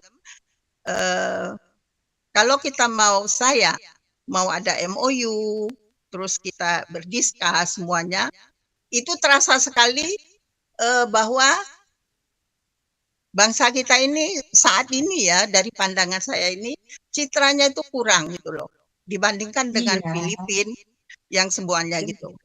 Nah, inilah yang menjadi kendala bagaimana kita membawa nama baik kita di mata dunia. Gitu aja, yang lain mungkin tidak bisa karena saya memang tidak banyak sekali data untuk kampung saya di Yogyakarta. Oke, demikian. Terima kasih. Wassalamualaikum warahmatullahi wabarakatuh. Waalaikumsalam warahmatullahi wabarakatuh. Silakan Bu Ani atau Pak Denny secara merespon dari komentar dari Mandejus. Oke, mengenai national branding ya yang disampaikan Ibu Jus. Jadi memang kita ini kan kategorinya negara berkembang dengan segala macam plus minusnya, ya kan? Nah, jadi kita berusaha memperbaiki citra, tapi kan kemajuan bangsa-bangsa itu kecepatannya beraneka ragam, tergantung komitmen negaranya. Nah, saya sering dalam diskusi-diskusi kita mengatakan apa sih yang dibutuhkan untuk sebuah negara menjadi negara maju, ya kan? Sudah macam-macam diskusi kita. Pertama tentu kemajuan cara berpikir, mindset, ya kan? Karena negara maju itu bukan hanya identik dengan kaya, tetapi juga culture-nya. Bagaimana misalnya culture saling menghormati, kebersihan, menjaga lingkungan. Banyak sekali contoh-contoh baik yang harus kita lakukan, kita perbaiki. Kita nggak usah malu, kita lihat saja di lingkungan tempat tinggal kita masing-masing. Kalau kita bandingkan dengan negara-negara yang sudah lebih baik dari kita, banyak sekali yang harus kita contoh. Nah, jadi karena itulah hingga hari ini Indonesia itu kategorinya negara berkembang dengan segala macam PR-nya untuk diperbaiki. Kalau semua sudah beres, insya Allah kita masuk ke kategori negara maju. Nah, itu cita-cita kita semua. Secara nasional kita mengatakan kita akan mencapai itu 2045. Namanya Indonesia Emas. Nah, tapi jalan menuju ke situ luar biasa panjangnya. Banyak sekali yang harus kita lakukan. Bagaimana kita mengelola bonus demografi kita, itu semua harus diurai dari tingkat pendidikan dasar, tingkat pendidikan menengah kita, universitas kita, riset yang menjadi industri yang berdaya saing yang mensejahterakan sehingga meningkatkan income per kapita. Kembali lagi ke pendidikan rata-rata orang Indonesia. Tadi kita bicara mengenai kualitas diaspora misalnya. Kita bandingkan dengan India, Filipina atau China atau bahkan Vietnam. Coba kita perhatikan, jujur saja secara objektif kita lihat, diaspora kita pada umumnya adalah tenaga kerja Indonesia yang lulusannya terbatas, ya kan? Sehingga ketika kita mengharapkan mereka berdampak kepada, katakanlah, untuk membuka jaringan restoran. Kalau orang-orang Vietnam yang ada di Amerika itu rata-rata sudah jadi pengusaha, ya kan? Yang dulunya manusia perahu, sekarang mereka sudah jadi pengusaha di Amerika, di Australia. Jadi ketika ada kuliner Vietnam masuk ke situ, mereka memiliki daya beli. Nah, sementara diaspora kita kebanyakan ekonominya terbatas. Nah, jadi banyak sekali PR yang harus kita lakukan. Menjadi negara maju itu tidak seindah apa yang kita sebut-sebut. Bahkan kalau saya melihat lagi, saya pelajari di negara maju, bukan hanya dari tingkat pendidikan dasar. Mereka mulai dari gizinya, mulai dari kandungannya. Di Amerika itu sejak kandungan sudah diurus oleh pemerintah, ya kan? Sehingga memastikan anak-anak itu cerdas dan seterusnya. Jadi banyak sekali PR kita. Tapi kita tidak usah berkecil hati. Lakukan sesuatu apa yang bisa kita lakukan sebagai diaspora kita lakukan. Hari ini kita banyak dengar dari Bu Ani potensi-potensinya. Saya tadi sudah melihat gerak-gerik Bu Ben sudah mulai gelisah beliau. Wah, saya mau ini, saya mau ini. Saya tahu betul nih, Bu Ben nih pasti habis ini akan banyak ide-ide membuat mengundang ini itu ya Bu Ben ya. Banyak sekali kegiatan untuk kita lakukan ke depan. Nah, cuma pertanyaan saya, kita kembali karena kita ingin fokus ya, supaya ada yang kita bawa pulang dari diskusi hari ini. Saya tadi memfokuskan perhatian kepada satu slide dari Bu Ani mengenai slide adanya beberapa organisasi yang dicontohkan tadi, misalnya IDN Global, ada IDN United, Global Indonesia Professional Association, kemudian Foreign Policy Community of Indonesia. Nah, pertanyaan dasar dari Bu Ben adalah bagaimana status organisasi yang 4 ini? Jadi mereka ini statusnya seperti apa? Karena mungkin ini kita bisa jadikan contoh untuk 3M. Karena 3M sekarang lagi mencari bentuk. Aktivitasnya sudah banyak, tetapi ingin lebih punya cantelan, punya recognition, ada statusnya. Nah, kira-kira organisasi ini, yang 3 ini statusnya seperti apa? Apakah mereka harus bentuk sebuah organisasi? Kalau organisasi, apakah harus terdaftar? Terdaftarnya di mana? Nah, sehingga nanti bisa menjadi panduan kita ke depannya ini 3M mau mengikuti pola yang mana? Nah, ini mungkin pertanyaan pertanyaan saya dulu supaya kita fokus kepada diskusi background diskusi kita hari ini. Ini itu dulu Ibu Sri. Ya, oke baik. Ya ini Bu Ani nih kembali ke ini sebenarnya 3M lagi mencari ya posisi ya kondisi karena perkembangannya cukup luar biasa. Jadi mande-mande atau bundo-bundo ini dulu memang sudah tergabung dengan organisasi, tapi sifatnya ada di daerah asal di Indonesia, di Minangkabau.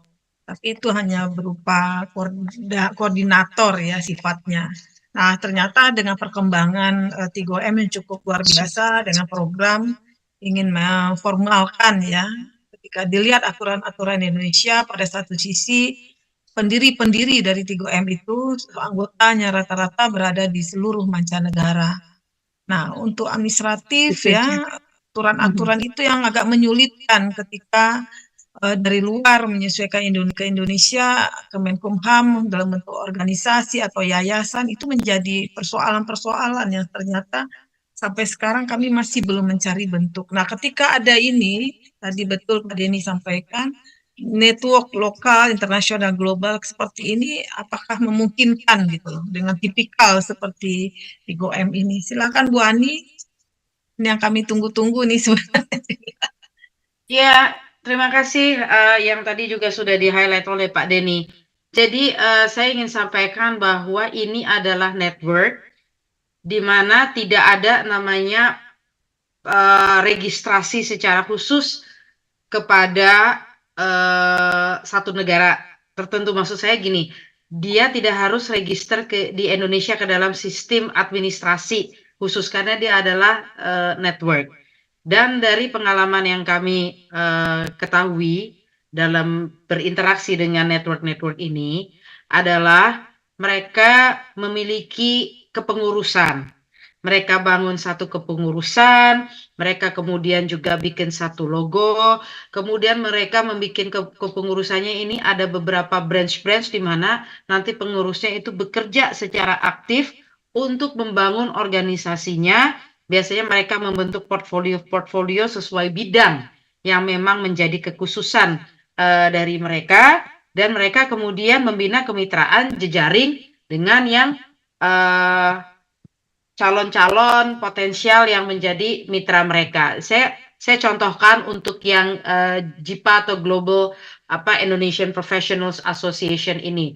Jadi fokusnya dia adalah diaspora, tapi yang masuk kategorinya professionals, executives, dan juga mahasiswa-mahasiswa yang udah masuk kayak S2, S3, yang masuk kategori profesional karena bekerja di negara setempat itu di misalnya industri tadi financial, kemudian otomotif, tapi dia masuk bagiannya adalah yang bagian manajemen atau tenaga ahli. Nah, dia ini kemudian membangun jejaringnya. Jadi dia juga punya kantor pusat di Jakarta. Dia punya lah kayak misalnya dia mungkin menggunakan salah satu rumah atau dia punya virtual office misalnya di One Pacific Place atau semacam itu. Nah, dan ada yang utamanya karena banyaknya membersnya itu ada di Inggris, bikinlah ada satu itu salah satu tempat mahasiswa atau apa di situ dijadikan sebagai kayak base camp-nya.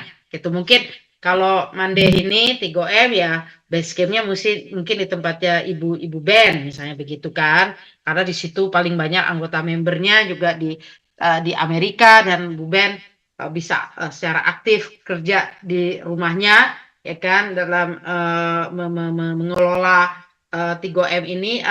Silahkan aja, kemudian ada bikin website ya kan, kemudian ada bikin subscription bagi siapapun yang menjadi membernya dan sebagainya. Nah, ini kalau ingin 3M ini dikelola secara profesional, ya kan, mungkin bisa mengikuti bagaimana membangun 3M ini sebagai sebuah organisasi yang nanti tahap demi tahap itu jejaringnya semakin luas, dan ada beberapa fokus mungkin di Monday Minang ini 3M ini apa dia ingin fokusnya itu apa. Dan dia membangun jejaring kayak JIPA ini sekarang karena dia udah professionals, udah membersnya adalah Indonesian Professionals, dia udah bikin kemitraan dengan Kementerian Luar Negeri, kemudian dengan Kemenko Ekon. Nah, bentuk-bentuknya kemitraannya seperti apa? Contoh JIPA itu membantu misalnya untuk membuat kajian, membuat satu kajian yang bisa membantu misalnya Bappenas kita atau Kemenko Ekon ketika ingin melihat bagaimana Human Capital Development Indonesia. Nah, ini profesional-profesional di JIPA ini banyak kan peneliti-peneliti di situ. Ini secara pro bono mereka bikin kajian dan masukan ya ke kementerian, misalnya ekonomi terkait kajian mengenai ekonomi berkelanjutan misalnya sustainable development. Kemudian memberikan masukan kepada Bappenas tentang bagaimana human capital kita bisa dibangun untuk menuju Indonesia Emas 2045. Mereka bikin kajian tuh.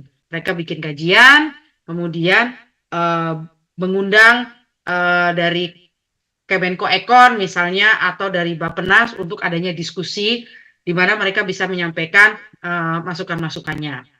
Ini sebentar lagi pun juga mereka akan melakukan semacam kongres ya untuk Human Capital Development Summit. Kerjasamanya nanti juga dengan Kementerian Luar Negeri untuk program tersebut. Nah, mungkin step by step perlu dilakukan ya Pak Dubes, Pak Denny, dan Ibu Ben, dan rekan-rekan semua dari 3M. Kalau memang ingin membangun 3M ini sebagai sebuah organisasi yang solid, ya, network. Saya mungkin bilangnya sebut saya network ya, network atau asosiasi atau ya mungkin network ya yang solid. Mungkin itu ada apa namanya, ada tim di 3M yang menangani manajemennya ini gitu ya. Mana tadi bikin logonya, kemudian mungkin bikin websitenya tentang biasa about 3M. Apa sih 3M? Visi misinya tuh apa? Bidang-bidang apa yang akan menjadi fokus? Kemudian bentuk-bentuk kerjasama apa yang terbuka untuk dibangun oleh 3M. Jadi mungkin seperti itu Pak Dubes. Jadi tidak harus ada apa mendaftar yang ke satu sistem administrasi tertentu di Indonesia, nggak seperti itu. Oke. Ya. Baik, Mbak Ani, Mandeben ada mau feedback? Bu Ani, ini sebenarnya ya bukan bagaimana ya.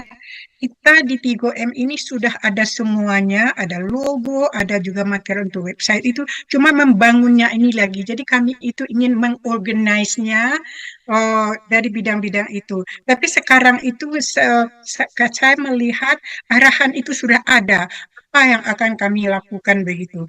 Materi itu sudah ada, cuman berserakan sepertinya gitu ya. Pak Denny juga berusaha meluruskan kita begitu, tapi pasti ada kendala ya, apalagi kami itu bertebaran juga di mancanegara, di seluruh daerah kita itu punya sampai ke Afrika, kita punya juga anggota-anggota di sana. Jadi sekarang ini kelihatannya bagi saya itu kami harus mengorganize diri serius gitu. Jadi kami harus lebih serius mengorganize diri secara bagaimana kejaksaan kami nanti. Tapi sudah kelihatan Bu Ani, kita tuh sudah punya ini, udah punya itu, punya itu, punya itu. Cuman mau diapakan? Itu jadi ini kami sekarang itu ingin mengelola diri sendiri begitu, insya Allah. Barangkali begitu, Mandesri, kalau bisa ditambahkan atau Pak Denny juga. Pak Denny ini jauh lebih tahu ini tentang diri 3M. Begitu kelihatannya dari saya. Memang gemas melihatkannya. Kita sudah ada ini itu. Mau diapain? Persatuannya itu. Sekarang sudah kelihatan. Baik Mandeben, jadi pengelolaan manajemen secara profesional lagi, karena kita memang sudah berbagai macam background juga di sini, latar belakang ilmu, pengalaman, dan luar biasa sebenarnya potensi-potensi itu sudah dimiliki oleh 3M. Jadi secara serius untuk pengelolaan manajemen ini, kalau memang tadi tawaran apa dari wawasan pengetahuan yang diinformasikan oleh Ibu Ani tadi dalam bentuk network ya, apakah ini bisa menjadi contoh juga. Kalau tadi JIPA kan menjadi profesional ya, itu sudah punya bergaining yang cukup nama yang apa ya, dengan Bappenas juga ya. Jadi orang akan pemerintah government juga menjadi suatu trust kepada network atau lembaga-lembaga profesional yang secara dikelola dengan profesional juga. Oke, Mandeben, kita sampai jam berapa ini di Indonesia? Iya, bagaimana dari radio? Adakah ini? Ada Pak dari radio ya? Pak Ferianto, silakan kita kasih waktu. Ya, Pak Ferianto tadi ingin bertanya. Ya. Silakan Pak Yan. Ya, terima kasih. Assalamualaikum warahmatullahi wabarakatuh. Waalaikumsalam. Pertama mungkin maneh-maneh mancanegara. Pertama kali mungkin saya perlu memperkenalkan diri. Saya Febrianto. Saya adik kelasnya Bundo Ben di kuliah dulu, dan kakak kelas dari Mande Yurda. Jadi dan saya tadi mau bertanya itu sebelum dari Pak Beni tadi tanya. Jadi pertanyaan saya itu buat Pak Denny. Pertanyaan saya itu persis seperti pertanyaannya Pak Denny sebetulnya. Karena poin daripada diskusi kita malam ini belum ketemu. Sebelumnya itu pertanyaan itu macam-macam ke kemana-mana. Makanya saya angkat tangan Bu bertanya karena seperti pertanyaan Pak Denny tadi gitu kan. Nah, saya juga mau coba ini kira-kira. Kalau tadi kan awalnya Pak Beni cerita kalau kita, Pak Denny, kalau kita bikin yayasan di Indonesia begini, kalau kita bikin organisasi ini di luar negeri begini. Nah tadi ada suatu solusi, satu alternatif bagaimana kalau kita 3M ini bernaung atau di bawah payungnya Kemenlu ya, kan gitu tadi pembukaan dari Pak Denny. Nah, kira-kira kalau kita berpayung di Kemenlu tadi, nah itu kira-kira kalau saya itu berpikir bagaimana nanti kelemahannya gimana? Apa nanti ininya? Kalau kita berpayung di suatu ini lembaga pemerintah gitu ya. Nah, itu kelemahannya bagaimana? Ada nggak nanti aspeknya? Itu yang mungkin perlu Bu Ani coba bisa membayangkan nggak kira-kira sehingga 3M bisa antisipasi. Nah, kebetulan kalau ini saya juga mau ini tadi kan kalau judul kita ini bagaimana potensi 3M ke pembangunan nasional ya. Nah, kalau saya melihat bagaimana 3M ini juga bisa sebetulnya menginikan culture budaya kita ke luar negeri ya. Ke luar negeri itu salah satunya juga. Dan pengalaman saya kebetulan saya juga pernah belajar dulu di Jepang ya. Nah, di situ itu saya mencoba bagaimana mengenalkan culture dan kondisi Indonesia. Misalnya ada pertemuan-pertemuan ada 500 orang misalnya kan pengusaha-pengusaha di Jepang. Nah, itu saya tampil dan saya mengenalkan Indonesia secara utuh di sana. Ya, saya kenalkan Indonesia, bagaimana ininya alam kita, bagaimana budaya kita, sehingga insya Allah waktu itu banyak teman-teman yang dari Jepang itu yang datang ke Indonesia setelah itu gitu kan. Nah, itu bisa peran daripada mande-mande mancanegara ini di negaranya masing-masing bagaimana sebagai mempromosikan kondisi budaya dan culture Indonesia, sehingga ini bisa jadi pemasukan lagi turis-turis yang datang ke Indonesia ke depannya. Nah, itu mungkin yang saya cuma sampaikan karena dari pertanyaan saya sudah sama persis dengan Pak Denny Abdi. Terima kasih. Assalamualaikum warahmatullahi wabarakatuh. Waalaikumsalam warahmatullahi wabarakatuh. Ini mengingat jadwal ini saya sudah diingat juga dengan radio juga ada keterbatasan jadwal juga ya Pak Azbi. Baik Bapak Mande-Mande, Bapak Ibu semuanya, terima kasih. Ini sebenarnya banyak yang mau tanya ini. Jadi ada beberapa catatan mungkin tidak direspon oleh Pak Denny karena ini pertanyaan tadi sudah direspon oleh Pak Denny hampir sama kata Pak Febrianto. Ini terkait kepada case kita adalah 3M.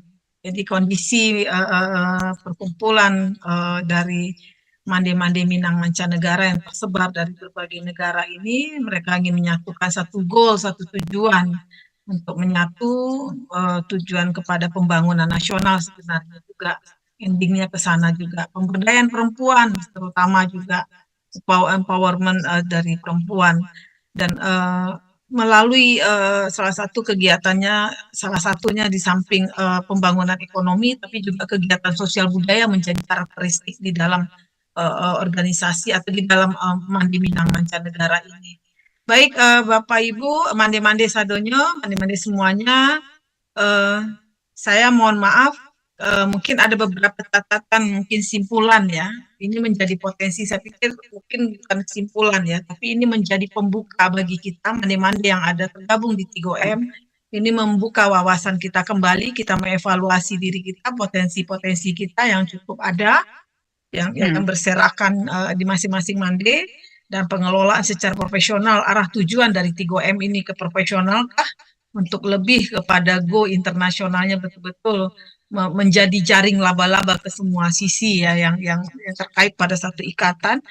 Dan Ibu Ani, terima kasih luar biasa Ibu Ani, Pak Denny, Mande-Mande, Siti Salma sebagai penasehat, terutama Mande Ben, dan Mande Sony yang tidak bisa kami sebutkan satu persatu di sini, terutama kepada radio Gebu Minang yang luar biasa supporting kepada aktivitas kegiatan dari 3M selama ini. Mudah-mudahan selalu kita harmonis ya dengan Mande 3M ini.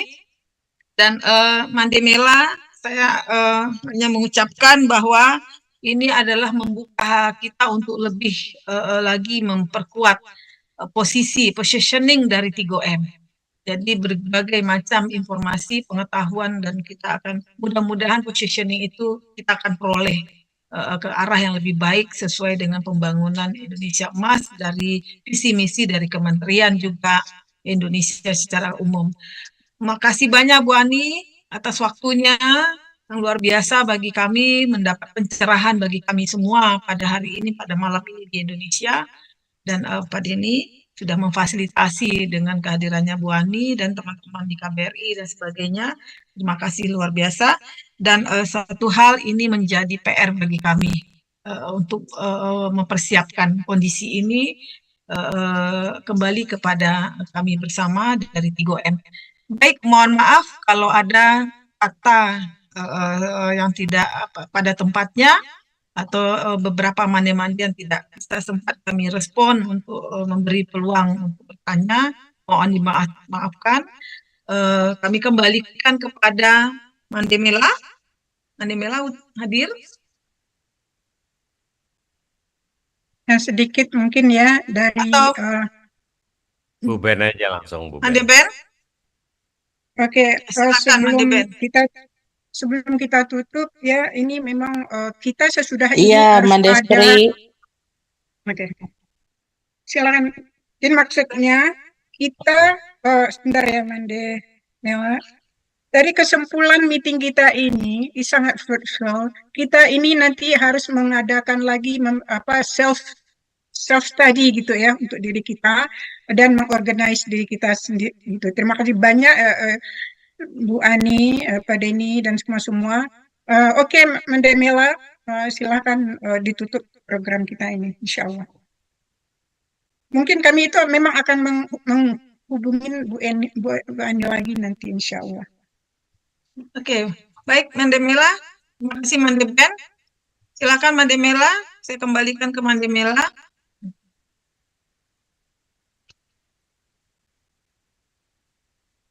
Halo Mandemela. Mandemela mau menutup? Kalau enggak kita tutup saja. Karena... Oke. Baik, terima kasih. Oke, silakan Mandemela. Baik, terima kasih Mandestri. Ya. Baik, terima kasih Mandestri, Mande Dr. Sri Setiawati, Mande Ben, juga Ibu Ani Nigeriawati, dan Pak Denny, serta Bapak Ibu yang hadir di diskusi kali ini. Demikian kebersamaan kita pada hari ini, insya Allah. Dan tentu saja nantikan program-program lainnya yang dihadirkan oleh Mande Minang Mancanegara yang disupport penuh oleh Radio Gebu Minang. Radionya Dusana Ranah dan Rantau, bersama dalam satu kata. Mari kita undur diri dan selamat beristirahat untuk yang ingin istirahat atau selamat beraktivitas dan mudah-mudahan tambah semangat. Wassalamualaikum warahmatullahi wabarakatuh. Sampai jumpa. Maaf sebentar ya, sebelum kita berpisah, kita akan menutup